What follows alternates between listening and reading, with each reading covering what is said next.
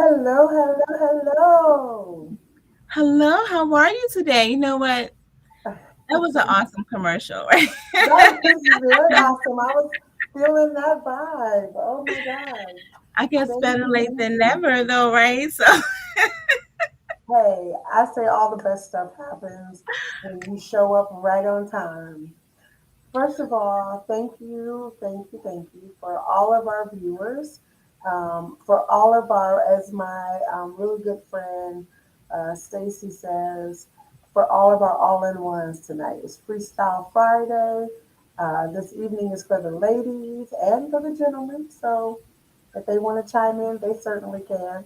What we're hoping to do tonight is just spend a little bit of time with you, talking about some subjects that, it's been a long work week. You haven't been able to talk about everything. So we're going to talk about it tonight. oh, Aset, my co well, host, thank you so much. You're looking absolutely beautiful tonight. So thank you for joining us. And to Benjamin Brand, thank you so much for production tonight. And I I'm your co-host, Tia Marie. So thank you so much for coming tonight. well, hello to you, Marie. You look beautiful in pink. I really like you in the pink. I know blue is your Thank favorite you. I'm color. trying. I have a blue vibe, but every once in a I while, like I how you feel can like switch it up a little bit. And your nails look really, really cute. I love that. I think thank that is you. really becoming of you. So, yes, I'm excited for tonight because I'm in the vibe right now, as the kids will say. I'm in a vibe. Do they say that? I think they do. I think that's what I think. I'm I'm gonna feeling the vibe as well. double check, but I think I'm in a vibe. I'm feeling very sexy. I'm feeling very um grown up and mature tonight. Absolutely. Um, And sexy definitely is an attitude long before it's a way of you think expressing so? yourself physically. Sexy is an attitude. So sexy. Mm. Well, you know what? Sexy. I'm excited about this. So I couldn't wait to get to tell you that, so I'm a single lady Okay. and today, with COVID and everything, so you're not really out that much and kind of I'm not anyway, doing any mingling. So I said, I'm gonna go out and just have a little happy hour. So I went to a really nice, I'm not gonna put the name out there, but you know where it's at. A really nice little happy hour. Mm, And I'm trying to make the long story short, but this is for the sexy ladies. This is for the single ladies particularly. So okay. there's this thing, how we talk about being single, and with some women, and this would be a great thing to have on our spaces that well, this would be a really great topic for the spaces. Single women who say men don't come up to them or men are not where the good men at. Hmm. That should be the next topic on the spaces, right? Where are the good men at? So I'm sitting there just minding my own business at the bar. I didn't really get too much. Long story short, so it was time for me to go and pay my bill. I'm not really telling the story right. Do you have anything to say? Because I think I'm gonna have to take a little time. Do you have anything to say before I go into the story? I need a little. I need No, to set the you need stage some up. time. I gotta set You the need to stage set up. it Is up. there anything?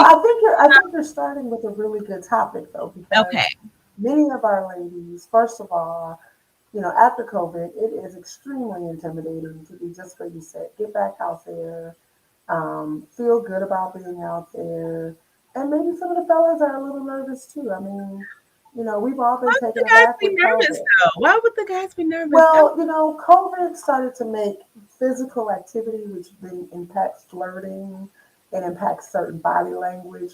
You can't see the face, and depending on where you are, you're still wearing a mask. And so there's so much that you don't get to see and say and share. And there are those little connections where you sort of gently touch a woman's arm, or maybe she gently touches yours. There's all this unspoken feedback that is not there. So you're Hmm. speaking on a topic that, here we are in year two, post COVID, hopefully very soon, but certainly post major surge. And what does that look like? So I think you're touching on a really relevant subject for the ladies who want to figure this out. Now, I will say, I'll back you up one more. How did you know that you were ready to even jump back in? Great question. It's either do or die, really, at this point, right? So you're just constantly waiting. So, right? Because it's kind of like playing double dutch, when you're trying to get in, you're trying to see, which way you want to go. But I think I just said, you know what? I do want to meet people, right? And I don't want to go Mhm. online. I do not want to do online dating. Yeah, online is tough. But I think a lot of women are online, but online can be tough because it's missing some things. But I've done It, online dating before, so I'm yeah. okay. Yeah, I'm okay. So that will be another topic. I think we talked about that before. Well, we want to talk about things to do if you're looking to date online. Some of the tips that can help you for better results because I've been doing it for a while. So I do in person purpose meeting Okay. So because what does you that look like to set that up first? So is it a phone call? Are you kind of internet chatting? actually I'm doing Um, nothing. I'm going straight cold turkey. I'm going out there. I'm just going out purposely looking attractive because that's important. You have to look attractive. And I'm going to places that I would like to meet men at. okay. So And so as you go out to meet our young men, what are some of those challenges? So, we want to be safe. So, ladies, we are not talking about doing anything that isn't safe. Um, but can you talk a little bit about, uh, that first encounter, or are you flirting a little bit? Just kind of give us maybe one or two tips while we're out. this actually brings me to, you never heard this story, correct? This actually kind of brings me to my point. You never heard this story because it happened today. Yes. So I purposely tried to look attractive, like I want to be presentable to a young man, as you would say, but I like older men. But A young in spirit. yeah, young is weird.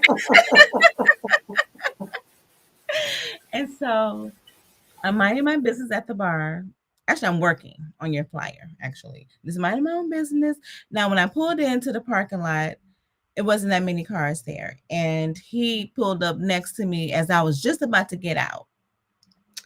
So we kind of saw each other in passing that way. So when I went to the bar, he placed a to go order. So he just had a cocktail waiting for his order to come up. But I'm there to relax and get the meal and get my drink. And we never said anything to each other, anything like that. Hour or two then went past now because I've been talking to a few people around the bar area. Because if you're attractive, people will talk to you. So that's one thing, ladies. Like if you know that you're attractive and you're looking nice, men are going to talk to you regardless. Whether you like them or not, you will get conversation. So it's time for me to cash out my bill. The waiter says, someone got that for you already. The guy that was sitting across from you. And I said, the gentleman that was parked next, well, he didn't know that. I'm thinking to myself, the guy that was parked next to me, and it was him. So I was like, oh my God, I would have loved to thank him. Just, appreciated that. So I was like, wow, that was really, really nice that he paid for it. He didn't say anything to me. I didn't say anything to him. So it was time for, I'm getting ready to walk out to the car. And he put a really cute note. I have it here. A really cute note. I thought it was really cute in my window, leaving me a little note and his number. You know what? If I could just say, first of all, that's everything. Just to as a first step, I think the young folks call it shooting your shot, and that takes a level of confidence to do that That was because a that was kind of classy.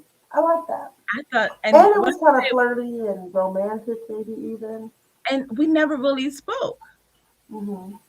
but we had sat across from each other. And he was only there for like a hot second because he ordered to go, so I didn't even really realize that he had left. And you know, hour or two later, it's time for me to cash out, and I was like, wow, that was very good. So I'm talking to the lady. That was very cool. Yes, there are great men out here if you present yourself in a very classy way, and that really is that's my point too, because you have to. Even No, because I was smiling, because I know, because I was actually laughing at some of the stuff that I was coming up with, some of your ideas and stuff. Because like laughing to myself, and I'm just doing little flyers and everything on my tablet, and I'm just really in the mode and stuff. So I think, and a lot of times men they say they don't see women smiling and laughing and being playful and youthful is important. So yeah, so that's why I'm. Definitely. So, the word of the week for me, and I was able to share this with a few people, the word of the week for me was being congenial. And a lot of people, don't really think about what that word means or how that word shows up. But congenial is just open, it's receptive, it's bright.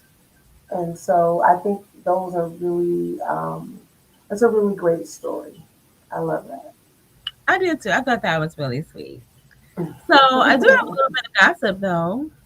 Okay, I'll take the gossip. But then I have a question for you because I know everybody is probably just with bated breath wanting to ask the question. But go ahead and tell me what you want to share. Rihanna's pregnant. Oh, wow. Oh no no, Okay. what's your name? Oh no no. So she finally Okay. got knocked out. Is this the first one? Or is this, You really not. You really don't know. I'm so out of the scope of like, what are people out there doing? I have no idea. Can I get some hip people in the audience, please? You don't. Rihanna don't have any children. Okay, I do not know. See, that's why I need um like a clip stating, "Hey, what's happening?" So Rihanna is getting knocked up. Well, she got knocked up, getting knocked up. She got knocked, and Can we people say are saying that? she got Okay. knocked up by a dusty. So I thought that was People are saying, what? she got knocked up by a dusty. Okay, so can we, for the listening audience, please describe what we mean by that? I'm a, I'm away, Wale. I'm telling you, I practice your name. Thank you, thank you. Hear me over here talking. I would wish you had been able to come on last time. I've been so busy. I definitely want to come on to your show and I appreciate you. Thank you so very much. I thank you. I love your content. This brother has the college called the African War College, which I cannot wait to sign up and learn because I have a lot to learn. I have a lot to learn, so I appreciate that. Thank you very much. Yes, we over here just talking about singlehood relationships. Here for the wholesome hot content. Yes, So, yes. so we are going to keep it wholesome and ladylike. And ladylike. Okay. I'm trying to be ladylike. Yes, ladylike. I be But thank you so much for joining our show. Thank you I for be watching you. visiting. I be Please share. these Yes. two streets. I do have a question for you. If you want to come up though, we get this off topic. Off topic. He has a show called Off Topics, which I really love. But so yeah. So what's her name? Rihanna is knocked up by the Dusty. You probably don't even know who he is. Asap Asap Rocky, I think is what his I name have is. heard of ASAP Rocky, but I always think he's with what's the other young lady with the long nails? Cardi B. Who's her guy? Another partner. I don't know his name at all, but he is in like a something sector similar. They probably Okay. I'm not sure around the same age or so, but yes, I know who you're talking about. One thing I Okay. did learn that I'm not hip anymore in terms of music is a rap. No, I don't. I'm over Yeah. it. No. So to the single ladies who are looking to, especially over 42, because I think that's important. So I was talking to a gentleman there, and he's 65. His wife. Now, remember, like last night, how the men that were so it was really interesting last night. What because I found very interesting about last night is that the men were divorced. The majority of the men that came on were, Yes. and they were under 40, and they had been married for quite a while. Like one guy said, what 15 years? But he Yeah, said he there was was there 40 was though, 15 years. quite living. And maybe because it was just an older crowd that was on at the time. Yeah. Um, As far but as I the think too, mine is Don. Don is my.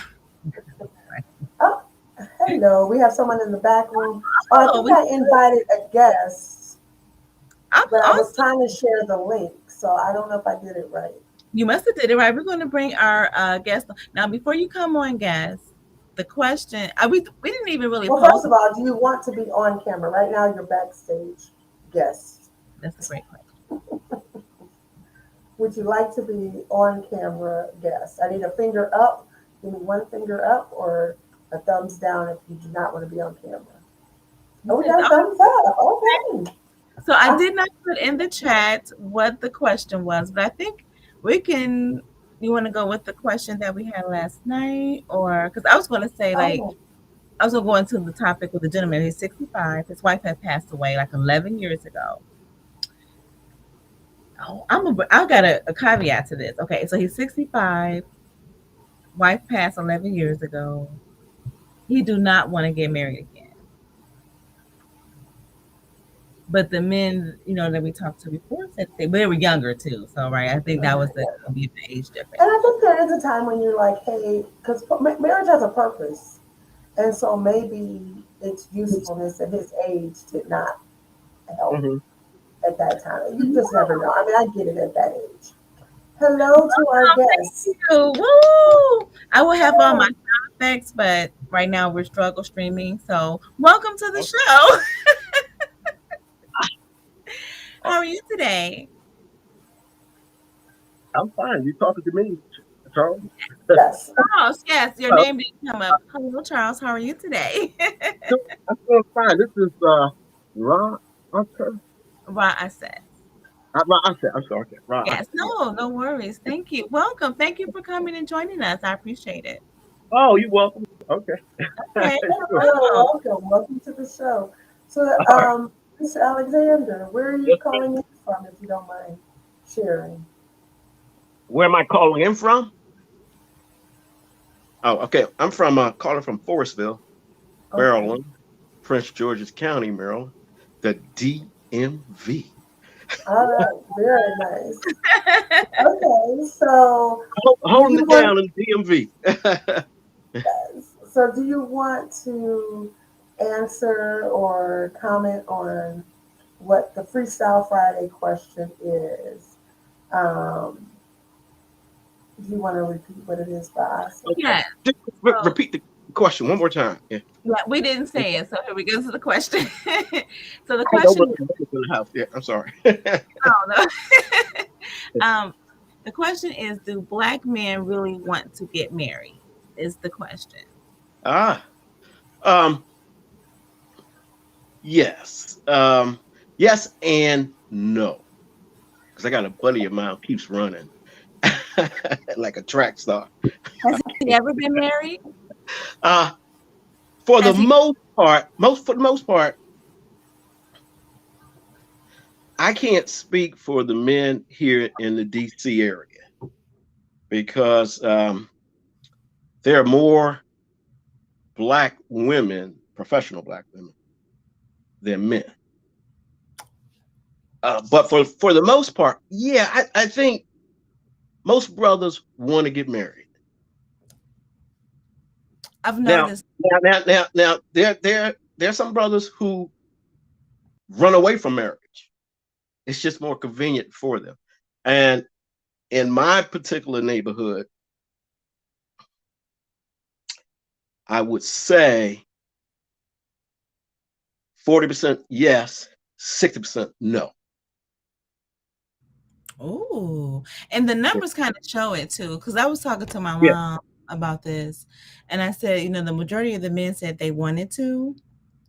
However, the numbers doesn't show this because men choose marriage, right? Men are the ones who are the pursuers. They're the ones who actually initiate the marriage process.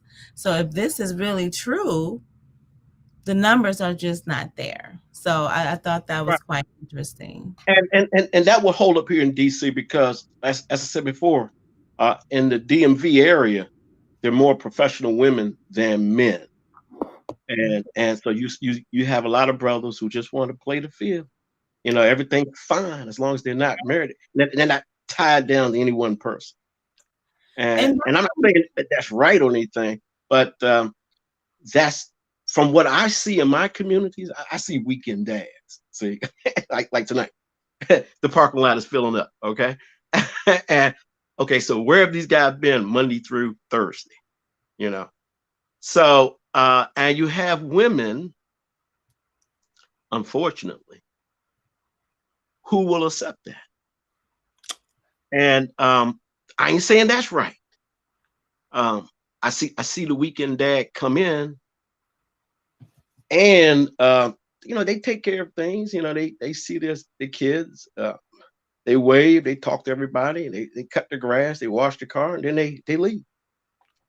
You say the But it's weekend. What's a weekend dad? I never heard that term before. okay. So those are the men that choose to live a double life. Yeah. See, when I worked at the State Department in D.C., I had two supervisors on the midnight shift and day shift, and I was on the evening shift, who had two lives. They had a person who lived with them at their physical home, and then another chick on the side. It was that many women they could do that, and they looked at some of these government agencies, buildings as a place to find and catch women, good, decent, educated women. Oh. Unfortunately, but it's just and like some of these educated women, all they want is the sperm. All they want is the sperm for the kid, one kid, two kids. That's it. They're satisfied with that. Are you saying this Now, as a blanket statement or just certain percentages? I'm saying this from what I have observed working in Washington D.C. Okay. And I think he was It's sad. describing It's what a was sad fact. happening Yeah, yeah. with the weekend dads too. I think was the reference that he was giving that. I'm sorry, Tia Marie. If you could just speak up just a little bit Oh, I'm louder. so sorry. I didn't want to be too loud. I was saying I think he was also referencing what was going on with the weekend dads that he Oh described yeah, too. yeah. Now, Yeah. now the weekend dads, they like again, they show up right on time Friday, Saturday, and Sunday. Just don't they got their daily beat, their daily drum going on, and everything's working smooth. As long as the main missus don't raise hell, he's fine. And then we Oh, can oh wait, yeah so these men are married? Wait, I missed that whole segment here. These men are yeah. married? Some are not all, but some are. Charles, Yeah. now you're bringing in a whole nother element in this. I'm talking Okay. about single man. I don't want to hear about no cheating married man. Well, okay. I Um, don't want to look at that. I'm just telling you what I What about observed. Yeah. the good Yeah. eligible single And it's like kind of everyone in the neighborhood knows what's going on. Everybody can see what's going on. It's right there. But okay. everybody, they speak to each other. They're respectful of each other. But we don't really pry too much. And I know these guys, by first name. Charles, I'm a little bit lost. Are we talking about I'm just saying that's how the community has gotten used to it. So wait a minute. So we're not going to say any names, but what we will say would I'm be, not gonna say any I names, think, but, but I think he is I'm just speaking saying. about. But what he's talking about is, I think, a segment of men. And if anybody would like to put something in the chat, we're happy to have it. I know people are watching. I actually am getting some text on my phone from people that are watching on we're other not on platforms. Facebook. We're not on your Facebook. Yeah, So that's okay. But I think we're linked into something that's on my Facebook. Um, and I'm saying keep going, but I Yeah, want to just distinguish yeah. okay. So, so your answer to the question about marriage is that some of the men are in this segment that maybe aren't that are married but are doing these other activities, which then make either them being in their marriage not healthy and prevents a woman who would maybe want to be married from getting a real partner because these gentlemen are doing these double life type of things. I think he's trying to yeah, acknowledge and, that and, and segment. I Don't wanna, get married because we got a bunch of men that are cheaters. well, I'm just saying this. Um, okay, so I need to know, they don't. Charles. So the relationship that they are in, they probably themselves don't consider themselves cheaters, and really that's none of the neighbors' business. But uh, they legally purchased a home together. Uh, their kids grow up and go to local schools, and when it's time for them to go, they go to their wherever they came from. So and it's going on. I mean, it's. I'm not saying it's um, that that men should do that, but I would say when you have an abundance, when the numbers are so lopsided, like here in Washington D.C., where there are way more professional women than available professional men, then you get all kind of stuff that happen, including black women dating white men or Asians or Arabs. You And you that's you been force, happening a lot on the Twitter spaces, yeah. these immigrant overlapping. Hmm. And I'm not saying it's right. I mean, I saw one um, situation where a professional woman was the other woman and had a baby from the number two guy at the fire department. Ooh, okay, we cannot just be that descriptive, Yeah, but right. but But I'm just but saying. I'm just saying. But all she wanted was the sperm, the kid, and she didn't really want to be because she was a professional woman, always on the move, always on the go. She didn't have time for a relationship. So, but she had enough money to raise the kid, to have a sitter come in or a before and after kind of situation. So there are women who can get whatever kind of lifestyle they want to have here in DC because they're making pretty good damn money. you know? well, that came up a little bit in our spaces last night, which kind of talked about the options that women have, Yeah. and that in the past women had fewer options, but Hmm. people assumed that those were better marriages. And there was a little bit of pushback on that. That those were not necessarily better marriages because they had longevity. Not to say that they weren't, but just the eye of the beholder on a marriage because the Yeah. women And had less options. yep. And many of the professional women, they keep their name. Um, those who are married even keep their names. Now, I can't say how white men and white women, but I see DC is such an international city. You see all kind of combination of couples. So it used to be predominantly black, but not anymore. Okay. No, Yeah, I definitely appreciate. I'm sorry. Go ahead. I'm sorry. yeah. I was just say that for black women in DC, uh, if they're most of them are, I hate to use this word, I would say probably 40% of them are marrying down. In other words, their black husband, spouse is not on the same level as their wife is. And that's okay for a lot of women. I see that in our neighborhood. That's okay. They're breadwinners. They have the fancier car. You know, some brothers don't mind that. They just tag along for the ride. They don't care. They are confident within themselves where they can deal with that. But not all men are like that. Yeah, and I'm not saying that well, here in Prince George's County, black women are rolling. That's all I got to say. They're at the top of every uh, institution, and most of them do have professional black men. But again, it's just not enough of us to Mhm. keep up with the highly educated, highly skilled professional black woman. I think Aset is seeing something. So let's see, which is it I'm a, Wale? I'm, I'm a Wale, I'm a Africa, Wale. I'm a Wale Africa. You know what? I would Africa. love for you to talk to us about this polygamy thing here. I'm not against it. I just find it very interesting. So You Wale have says, to. which is why polygamy needs to be a serious convo in our community because women making more money.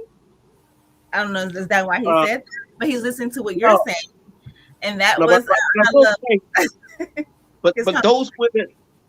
those women who have children, grown children now, um, over the years, and some are grandparents, have unfortunately settled on their significant other's lifestyle. So when he leaves, they're good with it. Well, I Um, think, yeah, that's definitely a segment of what's happening, unfortunately, which actually impedes us even having the marriage conversation, right? And to Wally's conversation, I think many people are in polygamous relationships. They just don't know it. I agree with well, that. right, They right. just don't know. I Because mean, if the Definitely gentleman agree with that that. you're talking about the guys that they're over here, they're over there, their wives, they don't know. And I think well, see, that's that's, just it. yeah. I don't know if the wife don't know. You know, I'm just saying that I think some wives. I remember one wife came into the office, and you could tell she just knew something, and because she didn't cut any. Sorry. Yeah, but and I'm not saying that black women put up with that. I'm pretty sure they've had some arguments and don't agree with.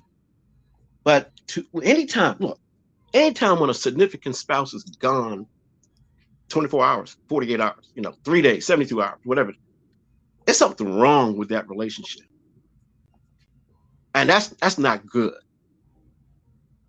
So the key is communication. Communicate every day with your spouse.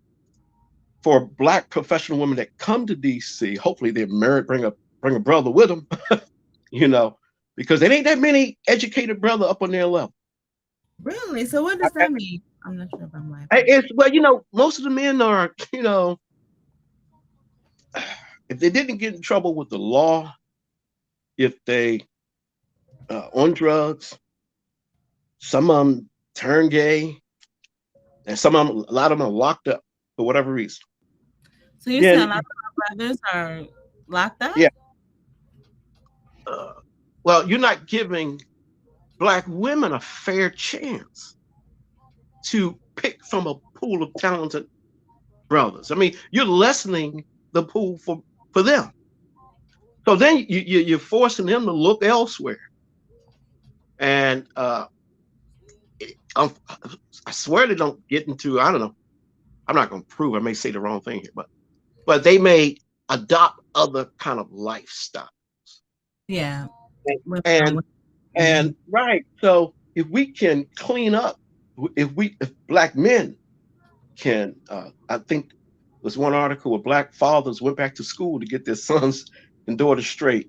If we can get black men to keep their sons on the straight and narrow and educate them, graduate them, get them a job, and become a productive member of society, then they'll make better choice. But then you increase the pool for black women to give them better options to pick from.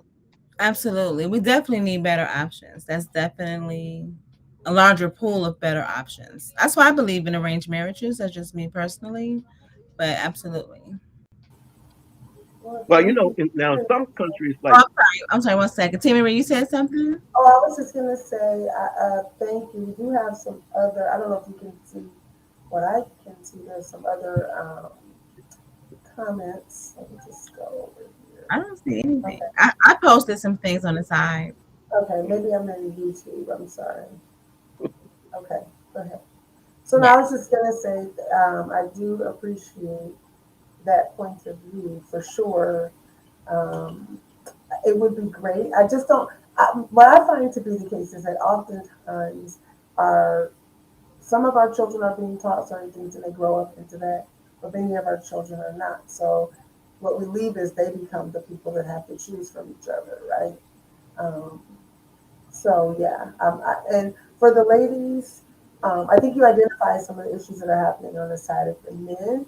It would be nice to also hear from some of the ladies about what their experience has been, either with those types of gentlemen that Charles is describing, or any other kind of hurdles or barriers to new and healthy relationships. That sounds great. I would love to, definitely talk to some women and see how they feel about, getting married and wanting to be in a stable relationship, because we talk a lot about what's not good, what's not happening, what you can't get. And I just am an advocate of you asking, you shall receive. So for the women and men that want something, you can definitely get it. Like, there's a lot of other things that's going on, but there's definitely a lot that is going on. And I would like to talk to the people who really want relationships and kind of, really want to make it work. That's kind of really what I would like to see and talk to. What about you? What about you, Charles? Do you meet any people that are interested in meeting in, like, other than the degenerates that's in your community that we just don't? I mean, I'm like, woo, I mean, wow. And fortunate, even downtown, in a professional setting, it's oh man, uh, you can't believe what you see. So, what area would you suggest a single woman go to? Like, what? Well, we're not going to the DMV because this seems like that's we can't go to Atlanta. So, what area would you suggest? Um, I don't know the demographics for most of the I got to cities. move out the country. Yeah, but I would say a healthy relationship of someone that you kind of know or met and have at least dated for over a year, that you two got to know each other, and that you discuss everything, from religion to finances to uh, your likes and dislikes and family. Definitely meet the family of each other. Uh, it's still no guarantee that it will last. Well, see, You hope that's it what I doesn't. always tell people, to not look for the guarantee. It only lasts based on what you put into it every Right. step of the way. I agree. So, like one of the gentlemen that we had in the room, he was like, "Well, I want to kind of know in the first 2 years. I want to see all the I don't things." know And, so, what he's and talking I was like, "Oh, so you want to test drive the car but about. don't buy it?" I said, "No, no, no, no, no, no." I said, "You get to look, you can go around the car lot all day long, kicking the tires, looking You said under I the had to wait like hood." 4 years. But How many years was it? I had to wait he said 2 years before, before and he he can. wanted and he wanted to live with the woman the whole time, meaning What did she's he on say? lockdown. She can't go anywhere. I said I can't date other people. He said no. He I said you said, can't well, date wait a other second. I'm people. confused. She said you can't. You got to live with him, share bills together. And I'm And that's like, how that he's sounds gonna like a decide if I'm roommate. dateable, if I'm marriable. That's the only way he can determine if I'm Marriage marriable. material. Right. So Mhm. yeah, but 2 years is a little too long, I think. Well, If my thing is, you can take 10 years if you want to. You just don't get to live with me. You can't. We don't share bills.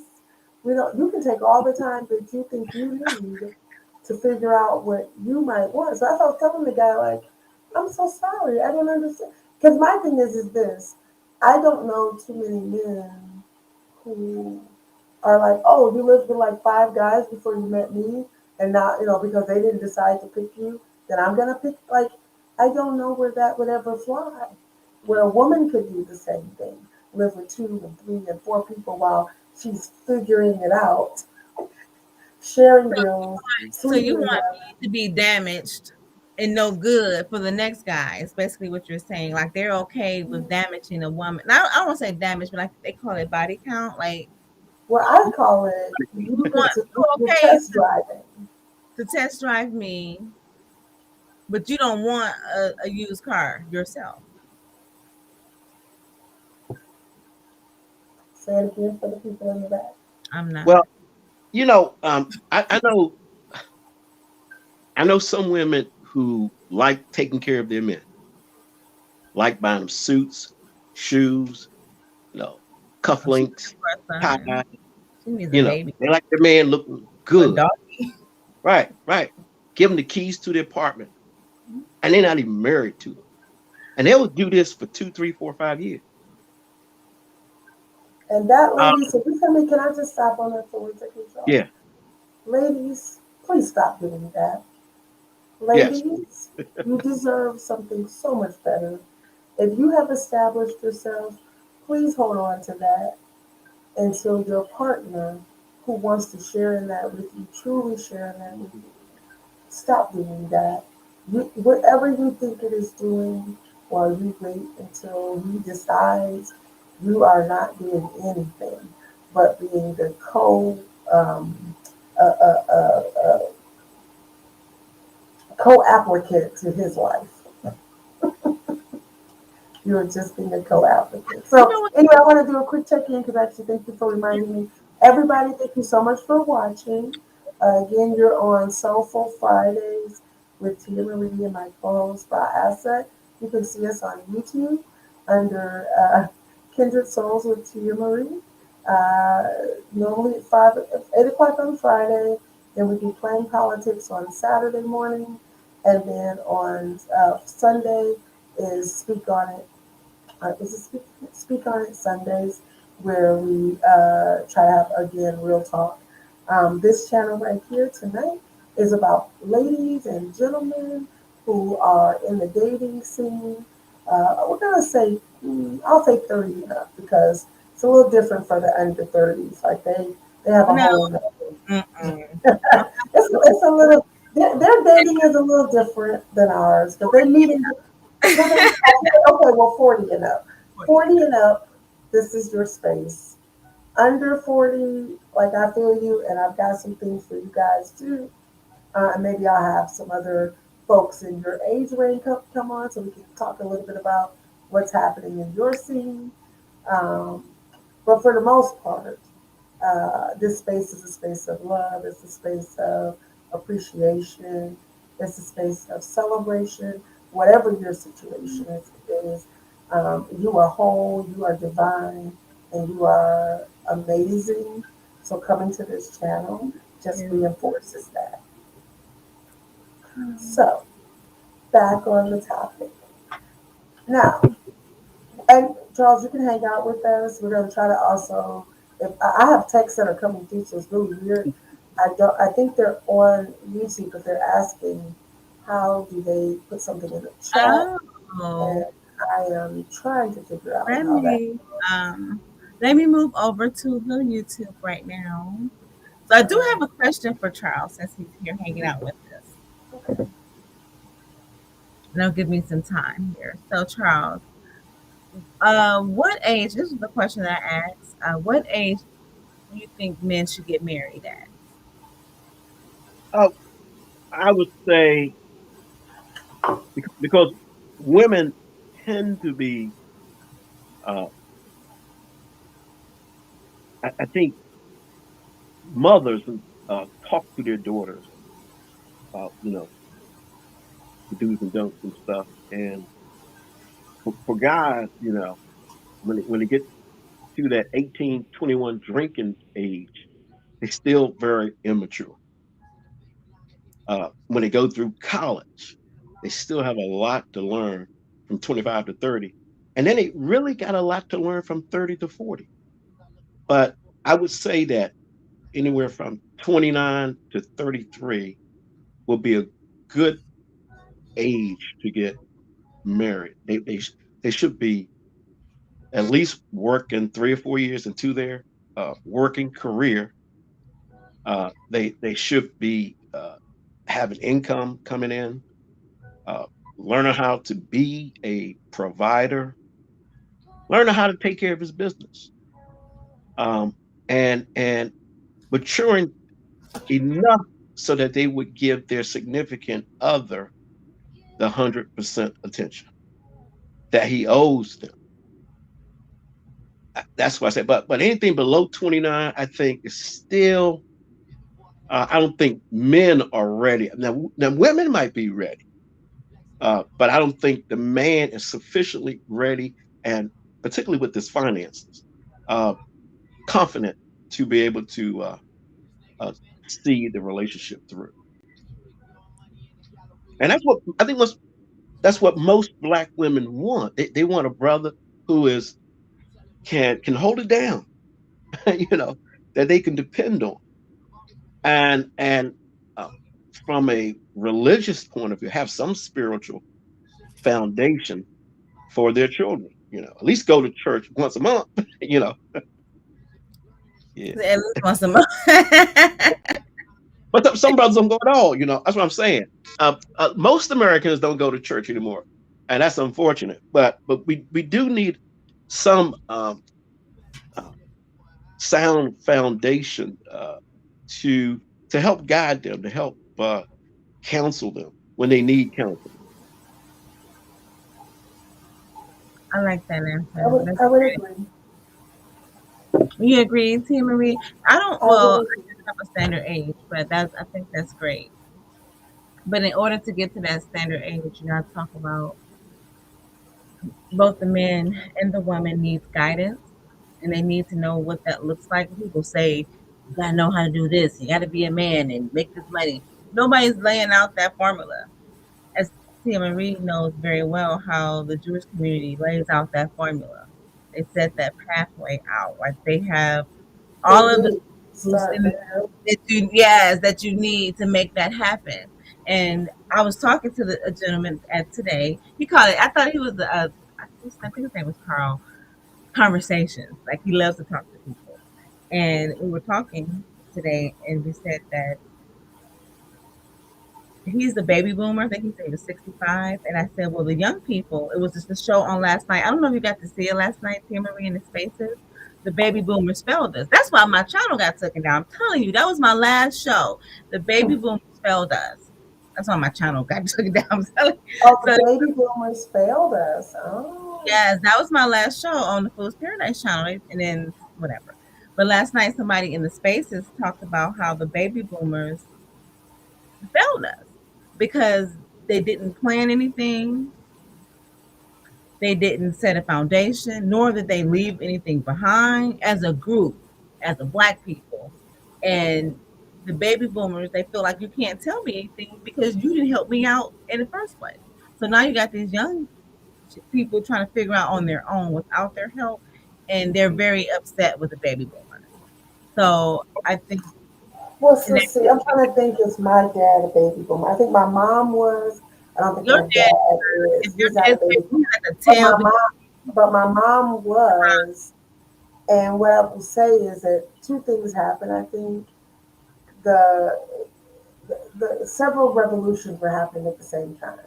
We had a sexual revolution, we had a women's liberation revolution, we had a racial tipping points revolution, and then we had technology all converge and media all at the same time. And I'm really going to give that the from about early 60s until late 70s, where we were still catching up to it. So it reminds me of a time my dad talks about, and I think he lived during this time, but he talks about, because he's read a lot of the autobiographies and the biographies of our historians, when people first saw that the automobile was coming out, but the horse and buggy was like what everybody had.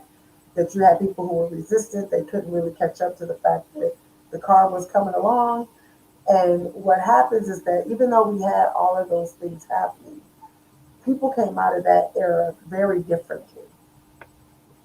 Women came out, I think, the most significantly different in that space of technology, racial revolution, sexual revolution, women's liberation, and the not just the invention of media, but really media being used to determine outcomes. Before that, media was more just for entertainment. In the 60s and the 70s, it began to be used as a vehicle to determine outcomes. Example, the outcome of how many sales that you're going to get with this corporation, or the outcome of a political action or movement, or the difference between policy changes. So I no see no. all that was happening.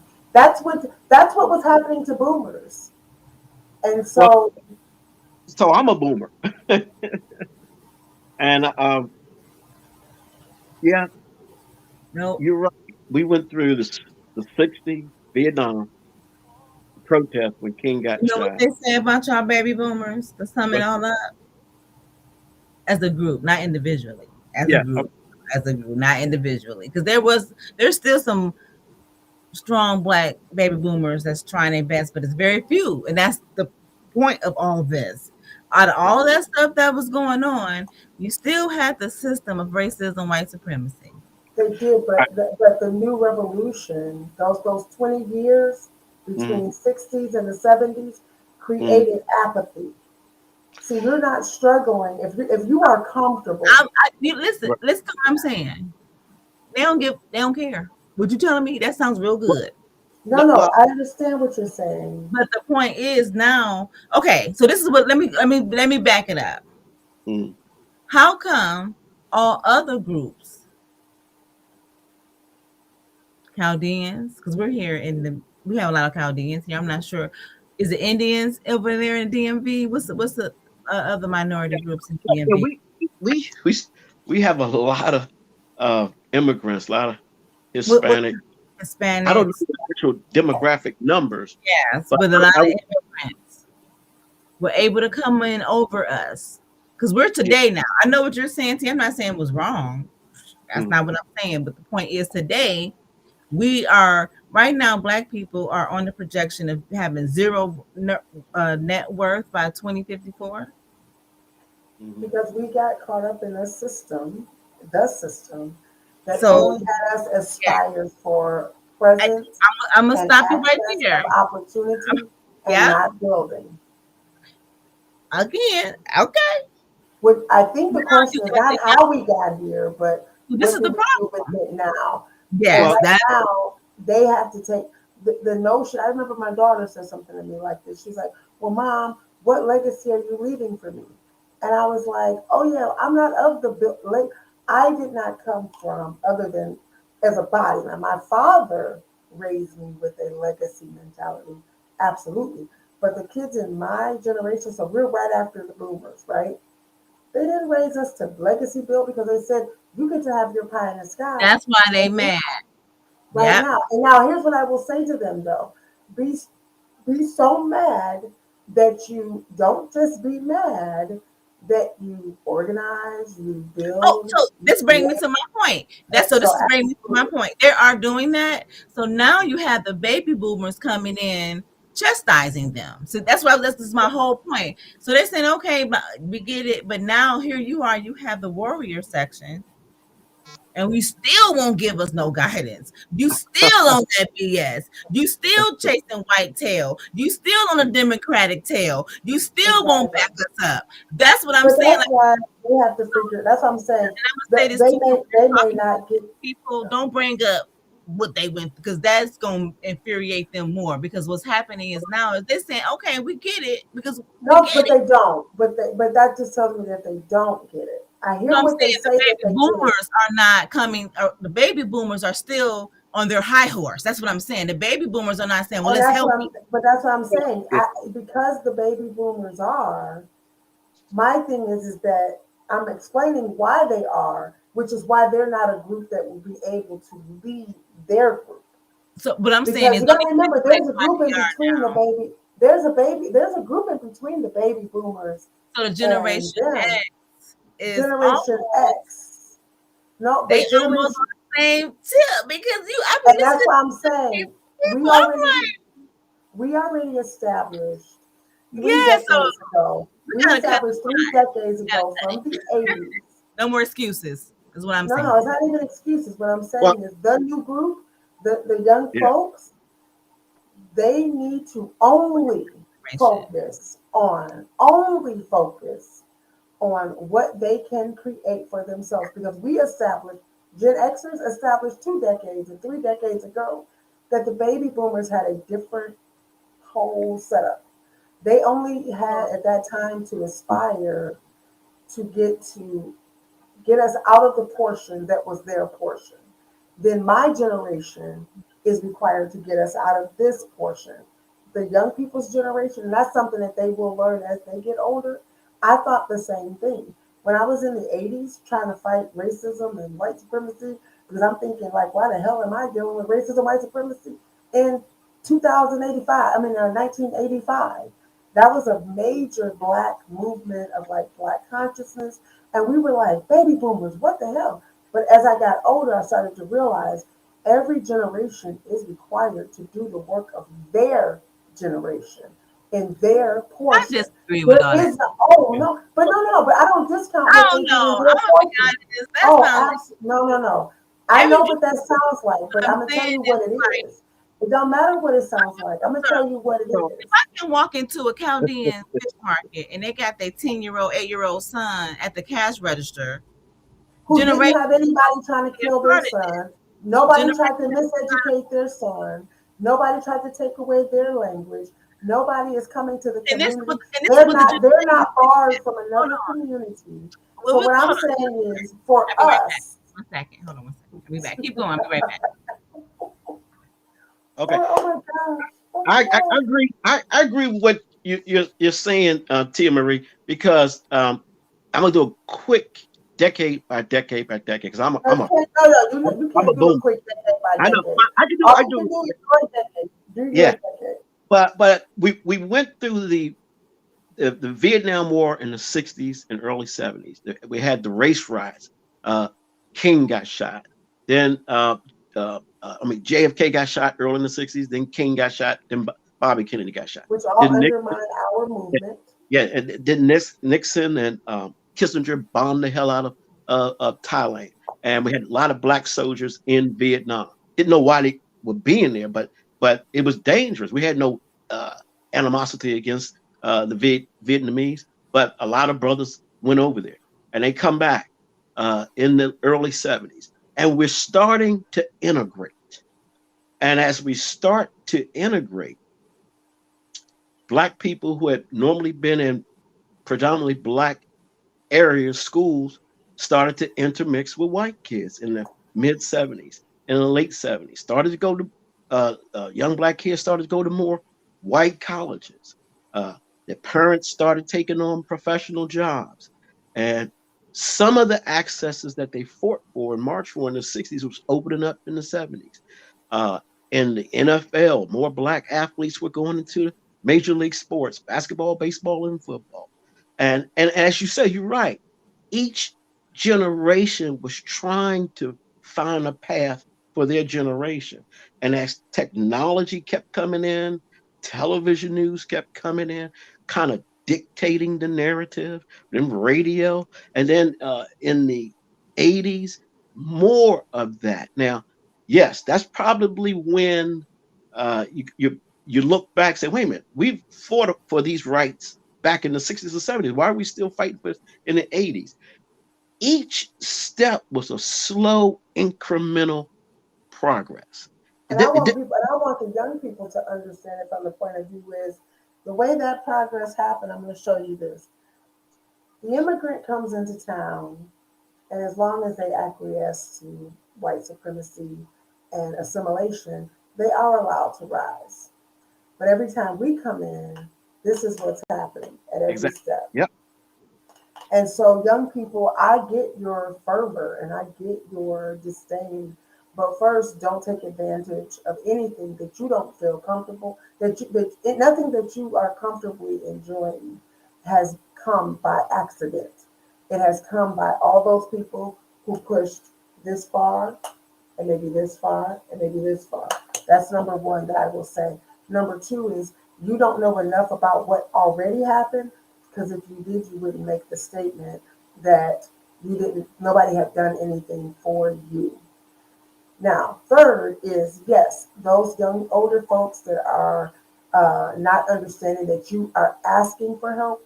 that you want help and that you need support, and rather than poo poo on what you're doing, they should be trying to find a way to help support your portion of this fight going forward. So I say both are true at the same time, right? You've got to find your space and in your way in which to forge forward. And it is not going to look like my generation or even as Charles mentioned, his generation. You're responsible for your portion. If you need help, you have to say that you need help. And then I will work on my generation to say, how can we support you? How can we help you? Not hinder you, not stop you, not tell you how it's been done, but to create pathways for you to do what you're trying to do going forward. And I think that's what I hear the young people saying. But I won't let young people poo poo on the portions that other people did while they were also being held back from doing many of those things. And so the work was incremental, the work was slow, the work required a lot of time, effort, and energy. And at the same time, we were having an extremely big technological revolution. I want to let young people know that I hear you, we do support you, and I do want to find a way for us to be in the same space and to lift each other up and not to give you so much grief for what you're trying to do, but at the same time help you understand that you do have to respect what has been done so that you can enjoy the space you live in right now. There used to be a time you and your friends couldn't go to the movies. There used to be a time you and your friends couldn't drive up and down certain streets past 8 o'clock. There used to be a time where you would have to figure out where your brother and your sister were before sundown because they were at risk of being lynched on a daily basis. Yep. So I'm not going to let that be discounted. You enjoy your freedom to have even an attitude about what isn't that hasn't been done for you because of what was done for you. So I hear you. I have some of the same frustrations, but I don't take that frustration and just poo poo on the past. I take it and try to figure out how we can move forward. Tell us what you need. Be explicit. Tell us what you would like to see happen. Tell us what movements that you're making to go forward. Some of us will be able to help you. Many of us will not. And that's what's so great about doing your portion. Your portion is not indicative and not relying on our input. It can That's a help. great answer. Yeah. It can help, but it And I is not say, relying on it. yeah. And I like to follow up on that. Uh, kids today get that education. Education. Will they get a son? Well, I'm gonna push back on you a little bit on the education thing. Okay. The education our kids are getting right now, and I work in the education system, is garbage. Wow. But Yeah. the education is, and just for all my teachers, for all my administrators, for all my principals, I love all of you. My Most of my family are educators, and I'm gonna tell you right now, what we teach our children is it relates to what life is for them outside those doors, post secondary, is garbage, and it's in a system and in a space that is so devaluing of who they are as human beings, particularly Black human beings. And I'm speaking from a Black perspective. I know that there are many non Black students that go on to do all kinds of wonderful things, but the system supports their limited education. I just spoke to a young lady Friday, who last Friday, who said that all three of her supervisors, two of them never graduated from high school, and one of them dropped out of college, yet she has two master's degrees and Wow. is underneath them because she's Black, and there's no other reason. Their lack of education is fully Mm, supported, and their limited education in the system that we also sit in does mm, support them moving on to college and other things. Our limited education does not.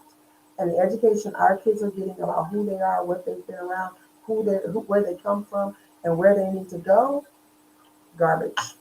mm. Wow. That's unfortunate. And that's in the Michigan area. Here in the DMV area, all schools are great. All the public schools and private schools are great. And we have a lot of science and tech centers. That's the latest thing. Every high school now has a science and tech center. Um, but yeah, you're right. If they can improve the education, will help if some parents, do some teaching to their kids on their own, and if they have access to a HBCU, that would be even better. I went to a HBCU in a white predominantly school, and I can tell you, thank God for the HBCUs because you definitely get a different education. And so yeah, if you're in an area where the education is poor, try and find some other areas where you could enrich your knowledge of things. If you can reach out to a HBCU, if you got to go to another state, do it. But um, the key, I think, the foundation for a lot of things is to uh, get knowledge any kind of way you can get it, and Exactly. That's what I was try. gonna say. You get it. Get it Yeah. by the other resources because the schools right now, not only are they not teaching it. Oh, Brother Bakari, thank you. Not only are they not teaching it, they're actually working really, really strongly to stop the expansion and understanding of education, specifically Black education and Black history. So yes, to your point, very much so. So I don't know if you heard what we were talking about, but I said I know you have to take a little Sorry. commercial I break, came in on the last but end, but I disagree with all of it. I know, I know, I know. I'm coming from a Uh, different perspective. That's all. I mean, I agree yeah, with you guys. I yes, do. But yes. Charles don't know my personality. I agree with all of it. I'm just I like coming it now. from a different perspective because I've been listening to the young. I'm talking 20. I mean, these young. I'm like, oh my god, you're younger than my son. Like, I'm like, oh. I'm listening to the young people, and when older people will call in, they will give the same speech Tia Marie gave. Uh-huh. Well, I I mean, mean, it's true. It's true. But guess so what? They're not trying to hear none of that. But They that's what trying I'm to saying. It's hear, okay if they're not trying to hear. That's why I just said at the end of the day, they, I agree they with want them. to be heard. They want to be heard. We should not come Absolutely. in. We shouldn't so tell them what we think because No, we didn't. yeah, I already said that. Yeah, I I'm said just that at telling the you end. what Yeah, yeah, yeah. their Oh, vibe. yeah, yeah, yeah, So yeah. when we so do approach our young people, this is how we should come at them. Don't come at them saying, "Oh, you should do this, this, and that." Well, you didn't do it. That's how they No, look at no. it. Y'all didn't do it. Like, so you can't come and tell me what I should go to school because most of y'all didn't go to school. Most of us was at doing this the young people in jail, crack cocaine. This is their era. They didn't So that's experience what that's why I say I'm curious. I 65, don't think adults 70. should. They experience a different era, but they also realize I'm saying y'all ends didn't recognize what was going on then. They did, and what? that's Well, what yeah. that That is what I and want they to push back calling on. y'all out or the baby boomers out on that because they're saying, "Hey, you telling me y'all didn't recognize what was going on?" They Yeah. absolutely did, but and that's Right. the difference. What I will say to that is they absolutely did, and so did my generation. And we did this much because we were the only group that had this on us, right? We did this much and it was pushed back down. Then we did this much, got pushed back down. Right. So, Yep. yes, they did. But to your point, I get that young folks are saying, I don't want to hear it. Then fine, please go find your way. But what you don't get to, and I'm going to be really extra, you don't get to shit on what's been done in the past, asking for help for the future. So if you have a path for the future and you have a path that you see your way, I personally, and I know many people in my generation, not all, many people in my generation will say, we tell us what you need. We will join you. But you cannot be in that space saying, how come you all didn't? How come? Then they tell you, then you go, I don't want to hear it. Then Oh yeah, go they're do not what even you got saying to that no do. more. Yeah, they And bypassed that so, already. so what Yeah. they should be doing, if they're going to do anything, is look for those of us, if they want us, that we are here and we want to help them to do what it is that they plan to do. And I don't have a version of how that has to be done. I'm responsible for my portion, and I want to help anybody else do their portion if I can, and leave behind whatever I can. That's not all of us. There are going to be a rare few because just human nature, tension is what causes change. And many of the people that they name, they're not living in a tension compared to what tension used to look like.